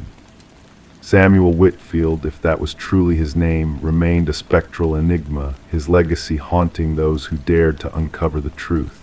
and in the stillness of the night, new photographs developed in hidden rooms, capturing unsuspecting families and their unwitting fate, while the watcher in the shadows remained ever vigilant. The quest for truth had only just begun, drawing in those who sought to unravel the enigma of the man in the photograph, only to find themselves ensnared in a chilling tale of mystery and malevolence. Story 19. In the realm of mysteries that whisper through the night, there was a tale that unfolded like a dream veiled in shadows. It began with a mere pocket dial, a spectral transmission of static and muffled echoes that danced in the air. The operator, on the verge of dismissing it as a trick of the wires, hesitated as a voice pierced through the veil of silence. A woman's voice, shrouded in urgency, whispered frantically into the void, "He's here." And then, as swiftly as she had appeared, she vanished into the depths of silence. The enigma led the way to an empty house, a relic of solitude abandoned by time and memory. Its walls whispered secrets of bygone days, of a family named Sullivan who had fled its halls after a fire had devoured a part of their world. No footprints marred the dust-laden floors. No signs of intrusion disturbed the tranquility that lay like a shroud over the desolate rooms. Yet in the heart of the stillness, amidst the remnants of a forgotten life, there sat a phone on the kitchen counter, its screen aglow with an otherworldly light. The call had been made mere moments ago, a phantom echo of a voice that refused to be forgotten. Detective Morgan Reed, a seeker of truths woven in shadows, played back the haunting recording for the 5th time, each whisper etching itself into her mind like a ghostly caress. The voice, laden with desperation and fear, echoed through the empty halls, a melody of the unseen that sent shivers down her spine. The house, once a sanctuary for the Sullivans, now stood as a mausoleum of unanswered questions, its secrets buried deep within its silent walls. As the investigation unfurled its tendrils into the past, Detective Reed delved into the history of the Sullivan family, tracing the echoes of their lives through the annals of time. The number that had sparked the enigma led back to Catherine Sullivan, the daughter who had met her fate in a tragic car accident 3 years past. A specter from the beyond, her voice echoed from the void, a testament to the mysteries that lingered in the spaces between life and death. The evidence, a phone from a world long forgotten, held the key to a puzzle that defied logic and reason.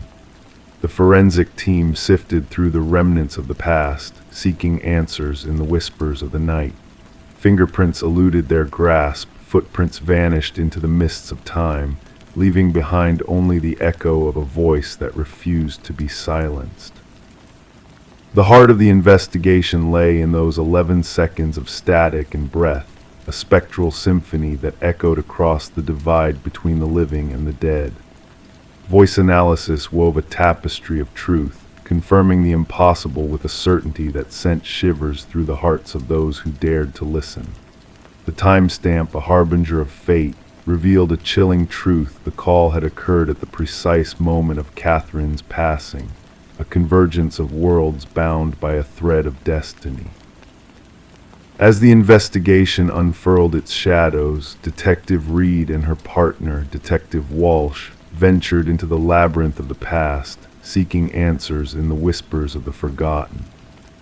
Interviews with those who had known Catherine painted a portrait of a life cut short, of love turned to ashes, of a darkness that lurked beneath the facade of normalcy. The turning point came in the form of a journal, a testament to a life lived in fear and shadows.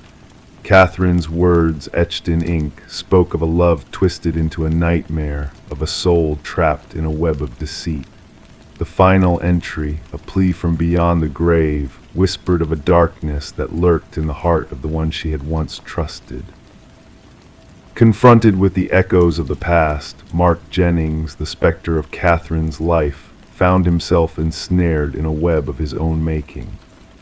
The journal, a mirror to his sins, reflected a truth he had long sought to bury, a truth that now stood before him, a specter of justice that refused to be denied.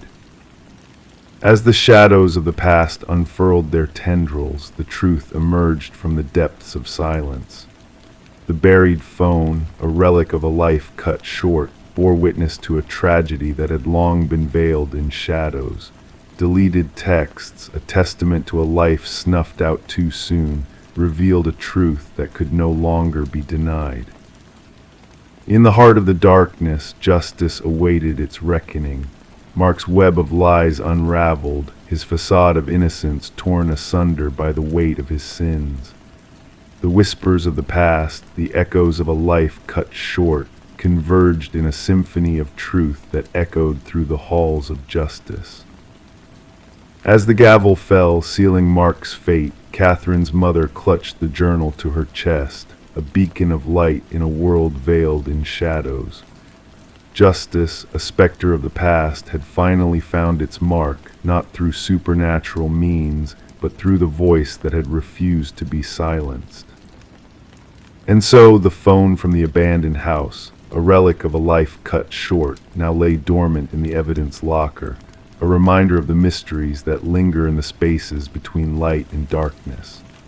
The whispers of the past, the echoes of a life lost, now spoke in hushed tones of a truth that could no longer be denied.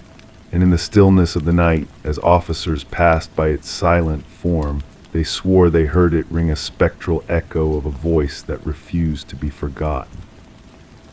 Story 20. The real estate listing made no mention of a basement. The blueprints held no clue of its existence. Yet when the family unraveled the worn carpet, they stumbled upon a concealed door. A hefty, rust-covered handle beckoned. It took all three of them to wrench it ajar. Stale air billowed out, heavy with the essence of moist soil. Steps descended into the shadows. Storage was anticipated, but what greeted them was a solitary chair under a swaying light bulb. And on the wall behind it, a line of photographs of them. Images taken from within their own abode. The Mercer family had settled into the suburban dwelling amid the winter's early darkness, where leafless trees stood stark against the chill sky. The two-story edifice, with its weathered facade and creaking boards, exuded a charm they had convinced themselves of. Character and history, they whispered. Little did they foresee the depths of history embedded within the house, or the violent collision it would have with their present. Detective Sarah Connors arrived at the property with her partner, the crime scene sealed off with fluttering yellow tape by the forensic team. Mrs. Mercer's tremulous voice had relayed the discovery beneath their living room floor. "We must document everything before anyone else ventures down there," Connors directed, slipping on latex gloves with precision honed by practice. Camera flashes punctuated the stairwell as the forensics captured the scene. The wooden steps groaned underfoot. The basement, a cramped space akin to a modest bedroom, featured concrete walls coated in flat gray. A solitary chair anchored to the floor at the center. Above it, the stark bulb cast harsh shadows that pirouetted with an unseen breeze. The focal point, however, was the row of photographs, 37 snapshots, meticulously arranged by date. "These go back nearly 4 weeks," observed Connor's partner, scrutinizing the timestamps on the prints. "Look at this one, Mrs. Mercer dozing on the sofa, Mr. Mercer at the dining table, the kids in their rooms." The absence of forced entry, shattered windows, or tampered locks confounded the investigation. The security system had never alerted. Nothing was stolen. Privacy was the sole casualty, along with the family's shattered sense of security. The basement bore multiple fingerprints, most belonging to previous occupants of the house.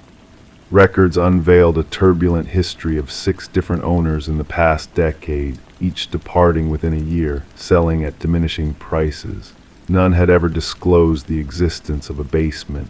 "We must interview every past owner," Connors decreed, flipping through her notepad. The case grew more unsettling as they delved into the past. Discrepancies riddled the property, records, blueprints altered between sales, permits rescinded, inspection reports redacted. A pivotal breakthrough emerged during the interrogation of the contractor who had renovated the house 7 years prior. His complexion paled upon glimpsing the basement photos. "That room is a figment," he insisted, his hands quivering. "I gutted that place to the bone. There was no basement, no door, just earth and concrete." Data extracted from a memory card clandestinely stashed within the light fixture revealed hundreds more images on their evidence boards, not solely of the Mercers, but of prior families. Children sleeping, parents bickering, intimate moments, mundane routines, all surreptitiously captured by an unwelcome observer. The case took a grislier turn with the recovery of audio files from a weatherproof box buried in the basement's corner. Voice recordings from the master bedroom, kitchen, living room. The crisp clarity hinted at sophisticated microphones concealed throughout the residence, though none were found during the initial sweep. "We must tear down every wall," Connors urged, urgency taut in her voice.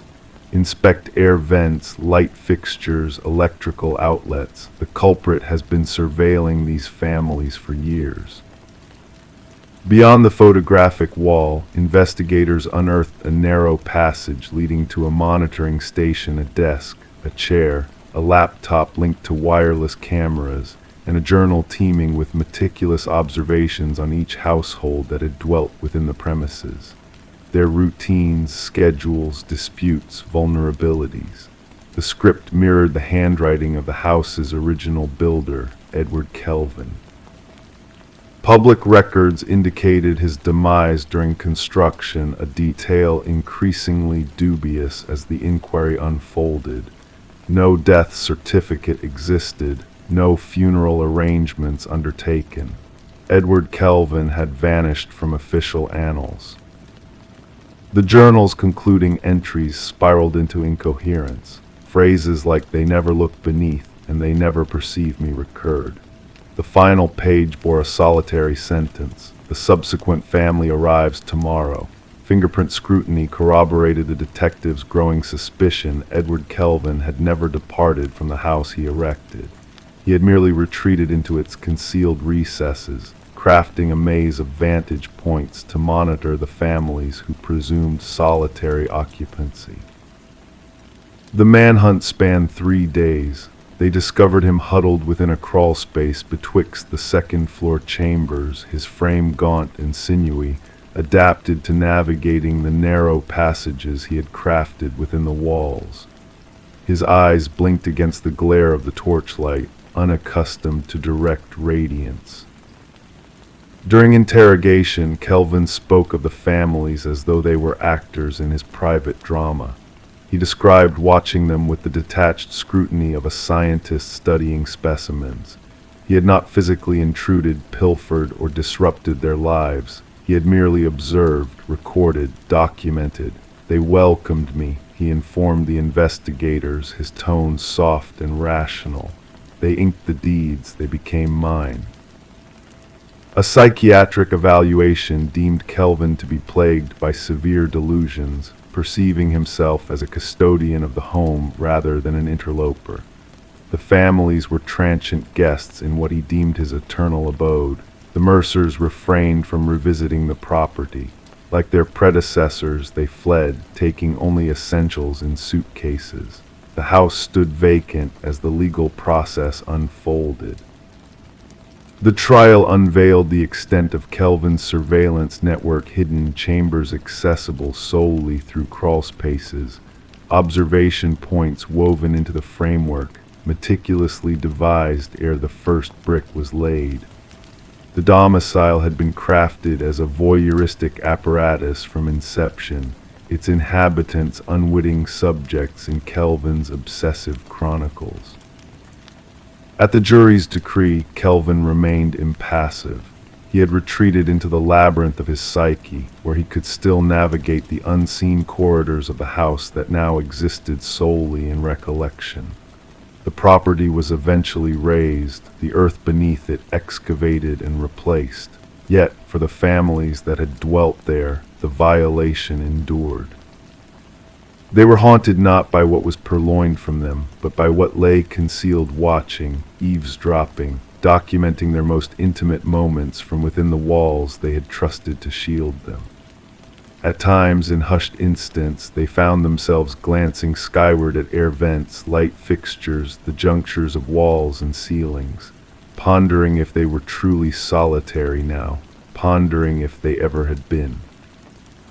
Story 21. In the quiet solitude of her mother's attic, Sarah Winters stumbled upon a forgotten treasure trove of memories. A dusty cardboard box labeled Memories held the key to a past she thought she knew well. As she sifted through the faded photographs chronicling family gatherings from her childhood, a sense of nostalgia enveloped her. Yet amidst the smiling faces and flickering candles captured in the snapshots, there was something unsettling, a figure lurking in the background, a mysterious presence that sent shivers down her spine. The Polaroid from her 7th birthday party was the catalyst for her descent into a chilling mystery. At the edge of the frame, barely perceptible, stood a shadowy man, his features obscured by darkness. With each subsequent photo, he inched closer, his presence growing more pronounced yet unnoticed by the oblivious subjects of the images. Sarah's heart raced as she realized the eerie progression of this unknown figure through the captured moments of joy. Seeking answers, she turned to her father, hoping for a rational explanation, but his bewildered response only deepened the mystery. Desperation drove her to seek the help of Detective Marcus Reed, a seasoned investigator with a keen eye for detail. Rain tapped against the windows of the precinct as Sarah laid out the incriminating evidence before him, the shadowy figure haunting each frame like a specter from the past. As Detective Reed delved into the case, a sense of unease settled over the room. The figure's calculated movements through the photos hinted at a sinister purpose, a hidden agenda that defied easy explanation. With each revelation, the mystery deepened, leading them down a dark path of secrets long buried. Enhanced images revealed startling details: a scar, a ring, a faint reflection that hinted at a face long concealed. The pieces of the puzzle began to fall into place, connecting the shadowy figure to a series of unsolved child abductions that had plagued the region decades ago. Robert Keller, a maintenance worker with access to the rental properties where the gatherings took place, emerged as the prime suspect, his dark past casting a long shadow over the innocent family photos. The discovery of buried items beneath Keller's former residence sent chills down Sarah's spine, confirming her worst fears. The missing children, long forgotten by all but their families, had finally found a measure of closure in the grim revelations unearthed by the relentless investigation. Sitting alone in her apartment, surrounded by the damning evidence, Sarah felt a sense of profound sadness wash over her. The shadow in the photos, once a hidden menace lurking in the background, had been exposed to the harsh light of justice. The truth, though bitter and cruel, offered a semblance of peace to those touched by the chilling legacy of Robert Keller. As she placed the photos back in the box, Sarah couldn't shake the feeling of unease that lingered in the air. The invisible threat captured in frozen moments of time served as a haunting reminder that sometimes the most dangerous foes are the ones we fail to see until it's too late. And in the quiet of her apartment, the shadows danced, whispering secrets best left forgotten in the recesses of memory. Story 22. The motel stood in quiet disrepair, a forgotten relic where transient souls sought brief respite. The weary clerk slid the key across the counter with a cryptic warning. Avoid the final door on the left. His words lingered in the air like a haunting melody. Intrigue tugged at her senses. That night, shrouded in shadows, she found herself drawn to that very door. The icy touch of the handle sent a shiver down her spine. To her eyes, it appeared no different from its companions, yet, as she pressed her ear to its surface, a faint breath whispered from the other side. Detective Morgan Reed entered the room with a heavy heart, navigating past the tape that marked the boundary of tragedy. The scent of iron and decay greeted her, a familiar herald of violence. Blood had seeped into the floor, a stark contrast to the pristine bathroom and undisturbed bed. A young woman lay motionless, her gaze fixed on eternity, a silent witness to the horrors of the night. Reed knelt beside her, a silent sentinel amidst the chaos. The forensic technician's voice pierced the stillness, recounting the grim details of another life cut short. 3 victims, a chilling pattern woven by a callous hand. The victim's elegant attire clashed with the motel's dreary ambience, a juxtaposition of worlds colliding in tragedy. The absence of theft hinted at a darker motive, a twisted drive lurking in the shadows. Back at the station, Reed pieced together fragments of a macabre puzzle. 3 women, 3 lives extinguished in the anonymity of cheap motels. The city whispered of a predator on the loose, preying on unsuspecting souls. The truth eluded her grasp, a specter haunting her every step. Autopsy findings brought clarity veiled in shadows. Strangulation, deliberate and personal, devoid of the usual marks of aggression. The killer's intent bore the mark of intimacy, a chilling revelation that sent shivers down Reed's spine. Days melded into nights as Reed delved deeper into the abyss of the investigation. Shadows danced on the walls, casting doubt on familiar faces. Elaine Werner's secrets emerged from the darkness. A clandestine affair with a man known only as C. Reed traced the threads of deception, weaving a tapestry of betrayal and deceit. Charles Emerson, a pillar of society, stood at the center of the storm. His charm masked a darker truth, a web of lies entwined with blood-stained threads. Reed's gaze pierced his facade, unearthing the darkness that lurked within his soul. Evidence mounted like a dam ready to burst. Emerson's veneer cracked under the weight of truth, revealing a monster hidden beneath the mask of civility. The room next to the last door on the left bore witness to his depravity, a chamber of secrets tainted by his vile desires. In the hushed confines of the courtroom, justice meted out its verdict. Emerson's stoic facade crumbled, revealing the emptiness that dwelled within. Life without parole, a sentence fitting for a man devoid of remorse or empathy. The echoes of the door on the left case reverberated through the halls of memory. Reed's footsteps echoed down hotel corridors, a silent specter haunted by the ghosts of the past. Behind locked doors, the keys to forgotten rooms lay dormant, a testament to the darkness that lingers in the human heart.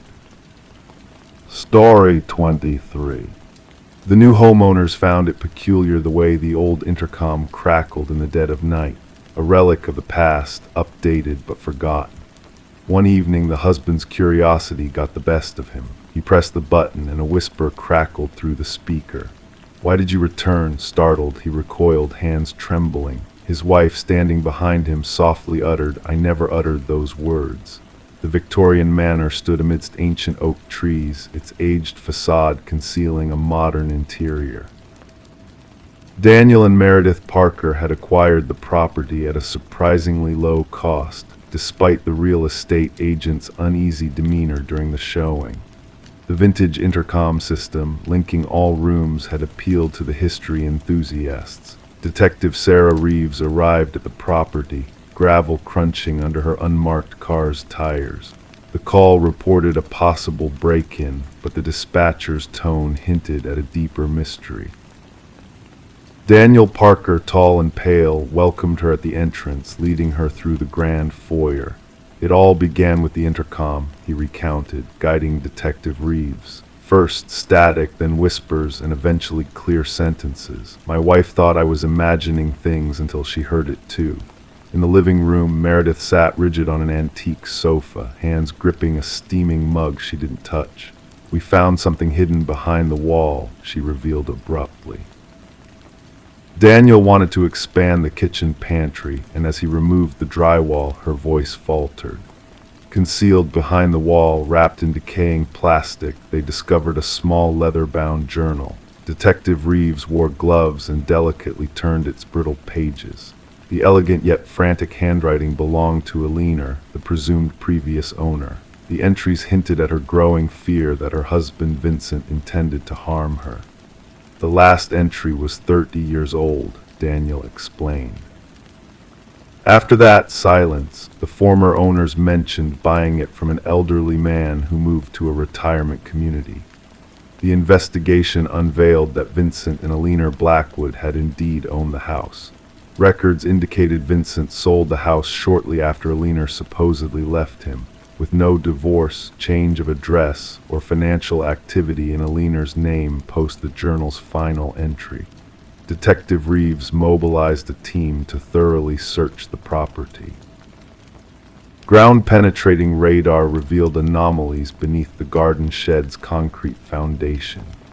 As investigators broke through the aged concrete, the truth emerged: a woman's remains. Forensic analysis confirmed the skeleton as a woman in her 40s with signs of head trauma. A golden wedding band found among the remains bore an inscription, "To Alina, my eternal love." The case against Vincent Blackwood swiftly developed. Now elderly and residing in a care facility, he comprehended the charges. His response to the evidence sent shivers down the detective's spine. "She wouldn't stop talking," Vincent calmly stated. "Always chattering through that accursed intercom, checking on me, questioning me. I disconnected it, but she rewired it herself, wanting to always reach me, no matter where I was in the house." His vacant gaze met theirs. "I just craved silence." In his confession, Vincent revealed how he fabricated Alina's abandonment, sending forged postcards from varied places to neighbors. He remained in the house, walking over the concrete where his wife lay buried. The trial was swift, with Vincent pleading guilty to murder. The judge noted the calculated crime and decades of deceit. Daniel and Meredith sold the house, unable to stay after learning its dark past. Before departing, they held a memorial for Alina in the garden, now restored post-investigation. The intercom was removed during renovations by the next owners. Workers heard static and whispers during the process, attributing it to tool interference. Detective Reeves revisited the Blackwood case file before it was archived. Closing the folder, she pondered how the house had unveiled its secret across time. Vincent Blackwood faced justice because Alina found a way to be heard. Local law enforcement dubbed it the house that answered back. Detective Reeves occasionally drove by the property. She never halted but slowed down, window cracked, listening for whispers carried on the breeze. Story 24. The apartment lay silent and still, untouched for months before the new tenants ventured inside. Their expectations were low, an accumulation of dust, perhaps some abandoned furniture left behind. However, one door remained stubbornly closed, resisting all attempts to swing it open. It was a closet, locked from within, hiding its secrets behind a veil of mystery. When the landlord finally succeeded in prying it ajar, the tenants braced themselves for a mundane discovery. But what they found within sent shivers down their spines. The walls bore witness to a haunting tale, etched with deep, uneven scratches that spoke of desperation and confinement. And nestled in the corner, an ancient flip phone lay dormant, its screen illuminated by a single unread message. Detective Morgan Shaw, a seasoned investigator, had encountered many chilling scenes in her career, yet the sight before her stirred a primal unease within her. Not a drop of blood nor a trace of violence marred the scene, but the frantic claw marks on the walls painted a harrowing picture of someone trapped, fighting against invisible chains. "We need forensics on site immediately," she instructed her partner, Officer Reed, who diligently captured the eerie marks on camera. "And fetch me the records of the previous tenants." The message on the phone glowed ominously. "I know what you did." The landlord, a jittery man with perpetually clammy hands, nervously divulged that the previous tenant had vanished without a trace, leaving behind unpaid rent. A young woman kept to herself, quiet type, disappeared about 6 months back, he muttered, his gaze skirting away from the closet. No trouble, no noise. Forensics analysis unveiled a grim revelation: multiple blood samples intertwined with the scratches on the walls, mostly matching a single individual presumed to be the missing tenant, Emma Caldwell, a 28-year-old woman reported as absent by her workplace. Yet 2 distinct DNA profiles emerged from the evidence. One remained a mystery, untraceable in the system. The other belonged to a man who had met his demise 2 years prior, casting a shadow of disbelief over the investigation. "This defies all logic," Shaw murmured, scrutinizing the perplexing findings in the lab report. Derek Mercer, a convicted felon declared dead in a tragic accident, now left his genetic imprint on the closet walls, defying the boundaries of life and death. Inside Emma's apartment, fragments of her interrupted existence whispered tales of abandonment. Unopened mail accumulated, a lone coffee mug sat unwashed in the sink, and her bed remained meticulously, made a stark contrast to the chaos brewing in her absence. Phone records unveiled a pattern of regular calls with her sister, abruptly ceasing before her disappearance, interspersed with a flurry of calls from an unidentified number that heralded her vanishing act. The sister mentioned a mysterious boyfriend, Officer Reed relayed. No name given, just described as intense and private. Surveillance footage from a nearby store chronicled Emma's return home one fateful evening, shadowed by a man in a baseball cap who skillfully evaded the watchful gaze of the cameras. The puzzle pieces began to align when partial fingerprints matching Derek Mercer were discovered on the closet's inner doorknob, linking him to the enigmatic web of deceit and tragedy. He staged his death, Shaw deduced. But why and how does Emma fit into his twisted narrative? The unidentified DNA sample unveiled a haunting connection to another missing person, Lynette Porter, who had vanished without a trace 3 years earlier. Her disappearance had faded into obscurity until her description resonated with witnesses who had glimpsed her presence at Emma's abode.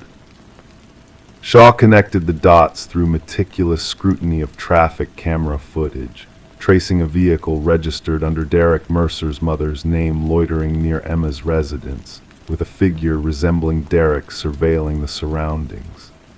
The trail led to a secluded property owned by the Mercer family, where a grim revelation awaited them.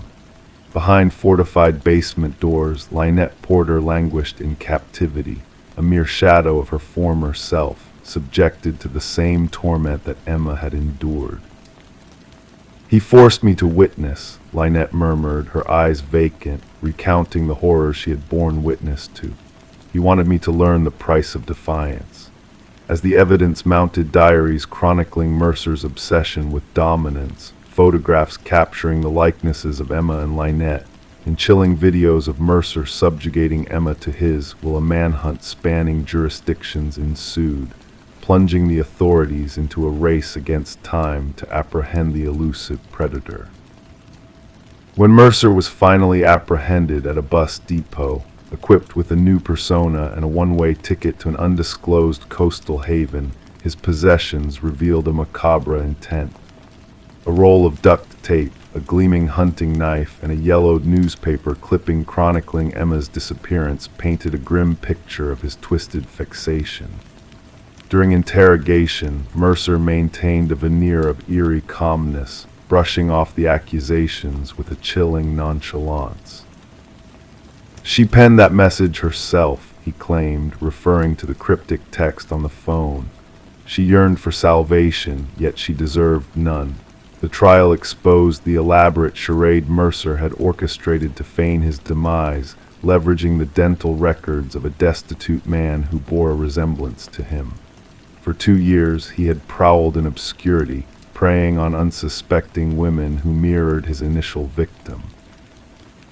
Emma's fate remained a dark enigma, her final moments etched in the desperate marks that adorned the closet walls a silent testimony to her futile struggle for survival. The jury swiftly delivered a verdict of guilt on all charges after a mere 4-hour deliberation. As the judge pronounced a sentence of lifelong incarceration without the possibility of release, a fleeting smile played across Mercer's lips, hinting at a satisfaction known only to him. At the sentencing, Lynette Porter confronted her tormentor in court. He ensnared us in confined spaces, for his mind dwells in shadows. While he withers in his cell, I shall revel in the light. The harrowing case reshaped the investigative procedures for missing persons, emphasizing the scrutiny of relational ties and thorough searches of rental properties. Detective Shaw preserved the closet door from Emma's residence as a somber memento, a stark reminder that the most bone-chilling crime scenes are not always drenched in blood, but marked by the frantic struggle of souls yearning for liberation. Story 25: The Unseen Doll. In the depths of the attic, concealed beneath a worn blanket, they stumbled upon it. A porcelain doll, fragile and ancient, with eyes of painted blue gazing wide and unwavering. Sarah and Michael, a young couple, regarded it with amusement, dismissing it as just another forgotten relic from the past. Little did they know that this encounter would unravel a mystery that transcended time. That evening, a peculiar sensation lingered in the air as they retired to bed. The stillness seemed to stretch endlessly, unsettling in its quiet embrace, and when dawn broke, the doll was no longer nestled in the attic's shadows. Instead, it sat ominously at the foot of their bed, a silent sentinel of unknown origins. Sarah and Michael had been captivated by the Victorian house's allure at auction, its intricate woodwork whispering tales of bygone eras. Despite whispers of a troubled history, they were drawn to the enigmatic charm woven into its very foundation, unaware that they were about to become entwined in its dark legacy. Detective Rachel Winters was summoned on a crisp autumn morning, greeted by a scene that defied logic. In the master bedroom, the female victim lay contorted in an unnatural pose, her eyes wide with terror etched upon her frozen countenance. Nearby in the hallway, the male victim appeared as though he had been fleeing from an unseen specter. The absence of struggle or forced entry puzzled the seasoned detective, leaving a haunting question lingering in the air. As Detective Winters meticulously documented the eerie tableau, a chilling realization dawned upon her. The victims seemed almost staged, like puppets in a macabre display. Each angle, each limb meticulously arranged, hinting at a malevolent presence orchestrating the sinister affair. The investigation unfurled like a tapestry of shadows, each thread weaving a tale of inexplicable dread. Neighbors shared unsettling accounts of phantom shadows and ghostly laughter echoing through the vacant halls of the house. Forensic examinations unearthed traces of antique fabrics, akin to those used in doll clothing, clustering around the victims, and the attic a silent testament to a sinister force at play. Delving into the house's history unveiled a pattern of tragedy shrouded in enigma. 3 prior owners had met untimely fates under mysterious circumstances, their deaths cloaked in inexplicable anomalies. A connection emerged, a common thread linking those who dared to alter the attic space, each meeting a grim demise at the hands of an unseen malevolence. A faded newspaper clipping whispered of a doll maker and his tragic past, a tale of loss and obsession that seeped into the very walls of the house. The final creation, a doll said to mirror his deceased daughter in eerie perfection, loomed like a specter from the past, its presence casting a haunting shadow over the unfolding investigation. Whispers of forbidden rituals and arcane practices swirled around the dollmaker's legacy, hinting at dark arts and unholy pacts that transcended mortal boundaries.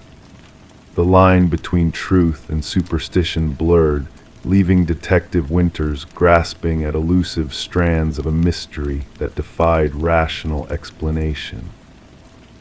In a chilling turn of events, the doll vanished from police custody, leaving behind a void that echoed with the whispers of a malevolent force unleashed. Detective Winters, her final days clouded by the specter of the unsolved case, retired into the shadows, haunted by the enigma that had eluded her grasp. The house changed hands once more, its legacy of dread and despair shrouding it in an eerie pall. The attic, once a sanctuary of forgotten memories, remained a silent witness to the unseen forces that lingered within its walls. And on moonlit nights, a faint laughter would drift through the stillness, a haunting reminder of a past that refused to be forgotten. Story 26. The worn wooden plank shifted under her weight, revealing a secret beneath her feet. Intrigued, she knelt down to investigate, her fingers tracing the edges of the hidden space. The floor whispered of mysteries waiting to be unveiled. With gentle determination, she lifted the boards, exposing a shadowy chamber beneath the house. Dust danced in the dim light, cobwebs clinging to the forgotten corners. And there, amidst the shadows, lay a mattress, a chair, and a weathered notebook bearing her name repeated like a haunting refrain. Detective Morgan Reed observed silently as Sarah Coleman gazed into the darkness below, a sense of unease flickering in her eyes. It was more than just a hidden room, it was a violation of her sanctuary, a disturbing intrusion into her newfound solace. "Don't disturb anything else," Detective Reed cautioned, her voice steady yet tinged with gravity. A beam of light from her flashlight pierced the obscurity, revealing a mosaic of surveillance photos adorning the walls, snapshots of Sarah's daily life, captured in secret. A shrine of obsession concealed beneath the floorboards. Sarah had acquired the quaint cottage from the estate of Walter Green, an enigmatic recluse who had passed away with no kin to claim his legacy. The property, vacant for months, had seemed innocuous, its history shrouded in silence. "I never met him, the former owner," Sarah murmured.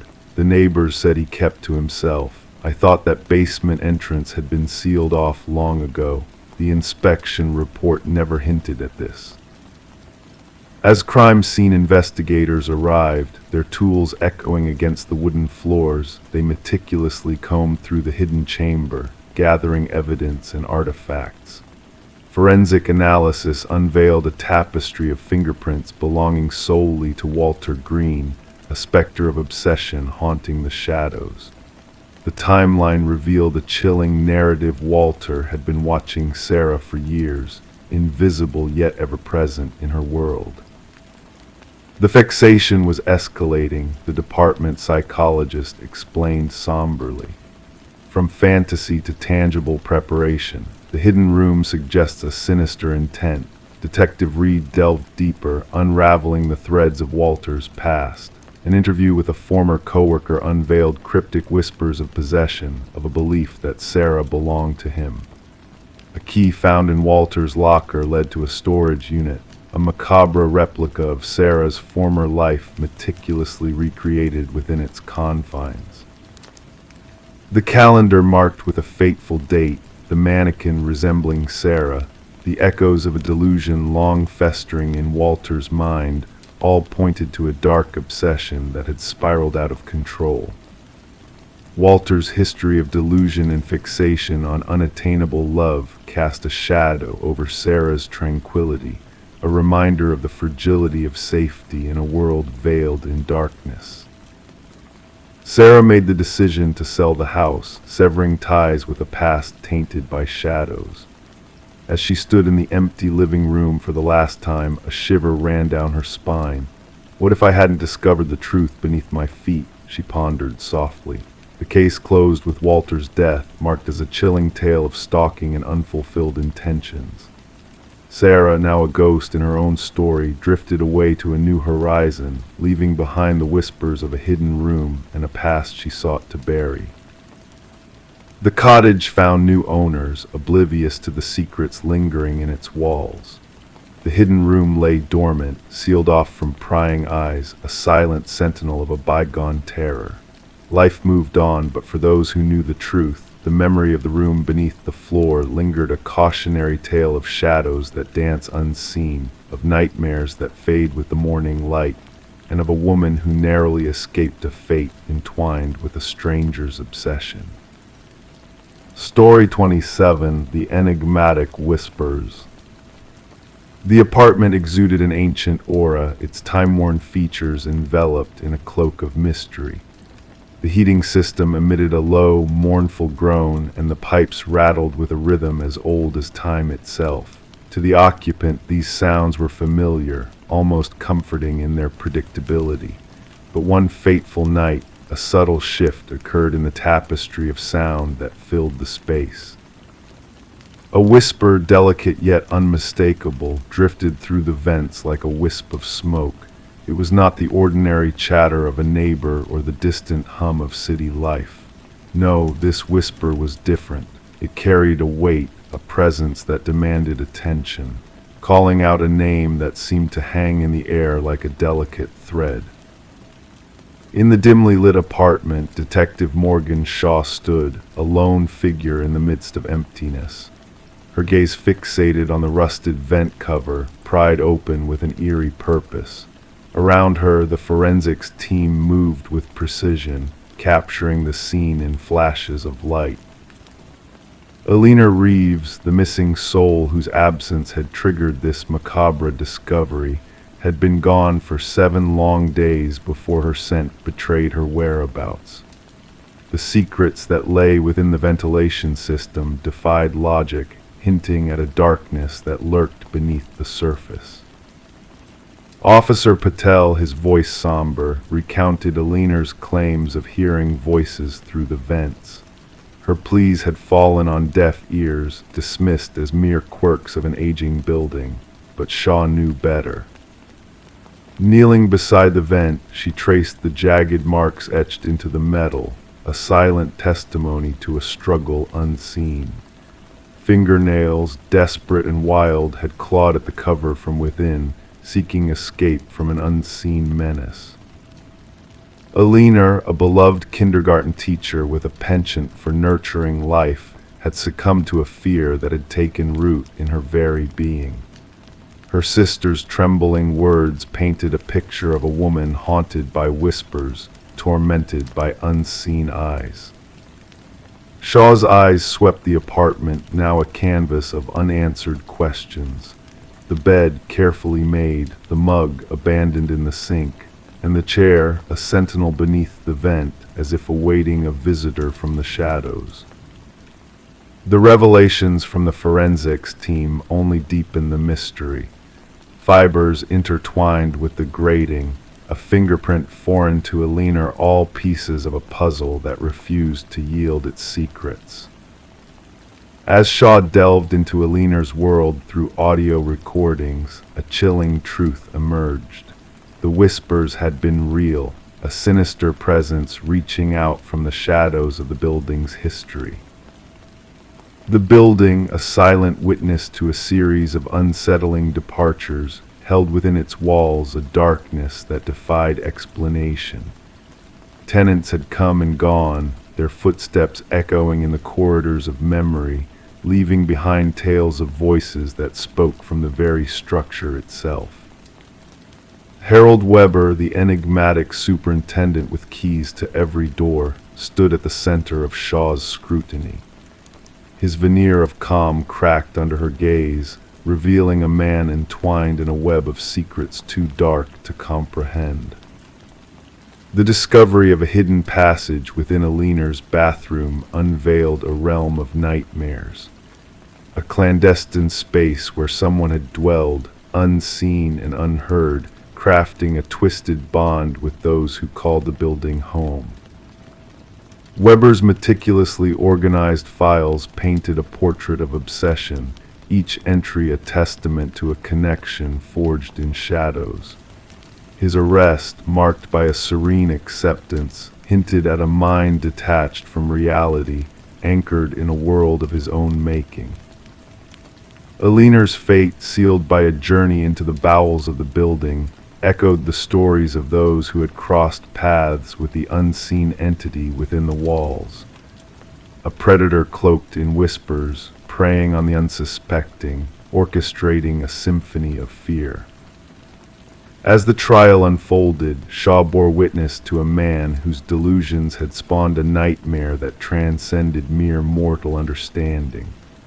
The verdict, a swift condemnation of his crimes, offered little solace in the face of a truth too horrific to fully grasp. Weber's parting words, a haunting echo of his twisted legacy, lingered in the air like a malevolent specter. His prophecy of whispers that would endure long after his downfall, a chilling reminder of the darkness that lingered within the building's very bones. Now the once haunted apartment building stands silent, a monument to past horrors. Despite the facade of renewal, whispers still dance on the fringes of perception. Residents speak of voices carried on the wind, of shadows that move unseen in the night. The heating system groans, the pipes rattle a symphony of echoes that reverberate through time, a reminder that some mysteries are best left undisturbed. And so the residents tell themselves that it is nothing unusual, a mere trick of the mind in the dead of night.